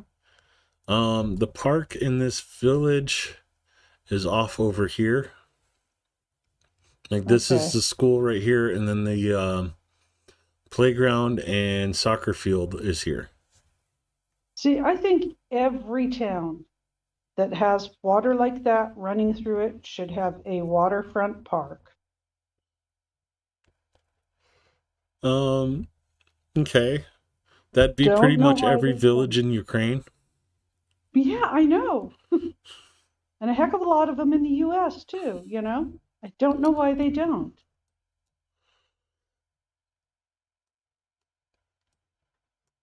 There you go. That'd be the place to do it right here. Yeah. But you notice the cows are just walking around, not a fence in sight. Well, that's because everybody knows whose cows are everybody else's. Yeah, that's the thing I love about like Ukraine is, yeah, you're living in a village like this. Your little plot of land can't support a cow, but there's communal areas where you just let the cow go and eat the grass, and like you'll see little games, soccer field games, and just off the field, you'll see a cow sitting there grazing, watching them Munching play away. soccer. That's amazing.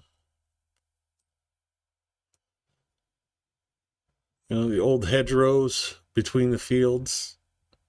Yeah. This is a fish farming setup. So each paddock you see here between that lake and this lake is set up to raise fish. Yeah, gotta make sure those lakes stay stocked. Well, they haven't done the fishing farm for a while, but they're working on getting that going again. Well, I imagine that, Ukraine probably suffers from a lot of what the US suffers from, that as infrastructure was built eons ago, there wasn't much concern about Yeah, why fish farm here fish when you can just ship passage it and up things from like Odessa? that. Yeah, Um, but but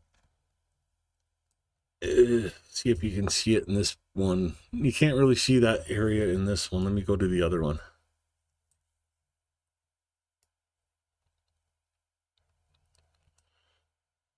A little bit closer.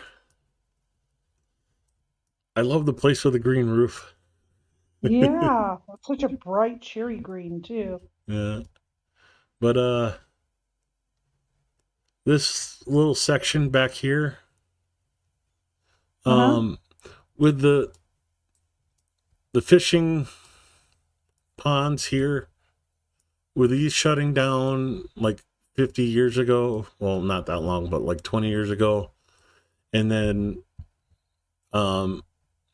this place shutting down, the town was dying. There was no more jobs here. And this Yeah. town was half dead before the invasion. Most of these houses were abandoned. And next trip to Ukraine, I get to go visit this neighborhood and visit some people I've helped out there. Good. Good. Hopefully they're reviving that village though, and it's making a comeback because it's just too pretty an area to. Well, these fish farming plots were state owned. Yeah. And the village is working on getting these fish farming plots transferred over to the town itself. And then the town's going to like assign each plot to a villager, and they could make a nice income off of the sections. Yeah, You know, farming the farm the fish and out, selling and it. then if we go back to the view, this is smack dab in the middle of Kiev, Zhytomyr, and Venetia, with Uman not that far away. You know, that place is right there. Okay.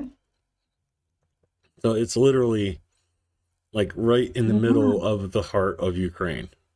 Yeah. And Great location. and it's just unfortunate that like things had to move on, and I can understand that. But with modern day demands, it should work out nicely. Yeah, I would think so. And if nothing else, there's, you know, I'm if it's hoping financial. for it. But this is the area I was trying to show on the map, or on the other picture. Uh-huh. But it's a very, very beautiful area. And Yeah.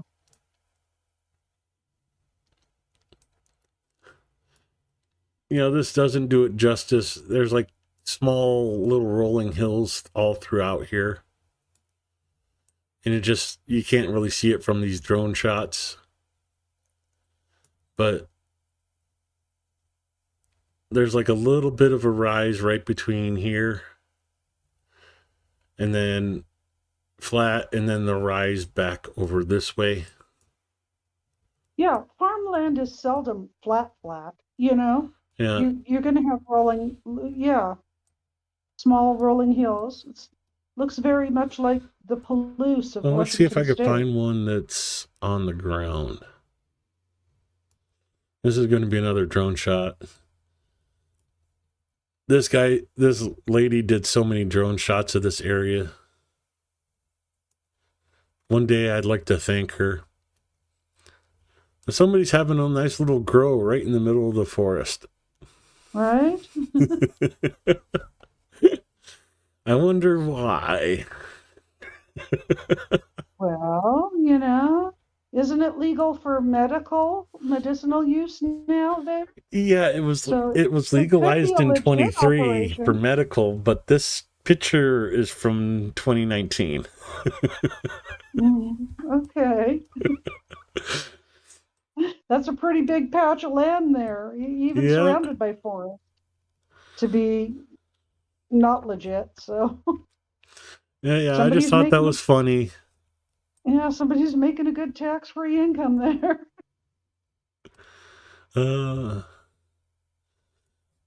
Oh, guess what that is? Canola? I believe that's sunflower. Is it sunflower? Okay, I know canola is really yellow too when it's It flowering. might be so, canola, but yeah. oh, you can see fields and fields of it off in the distance. So yeah, maybe that is canola. Yeah, because I know our sunflower fields here. We've got a really big farm just north of Spokane.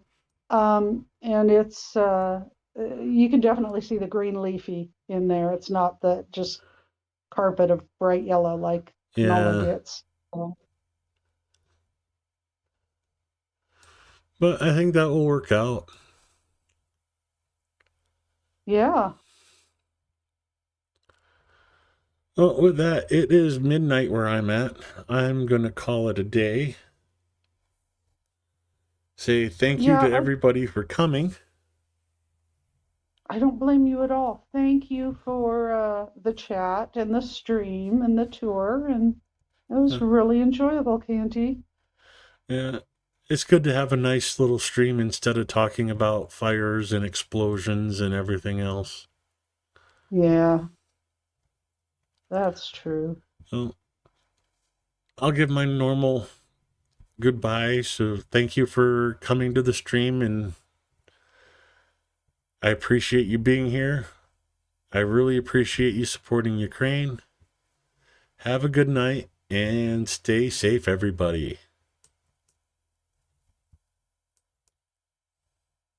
Good night.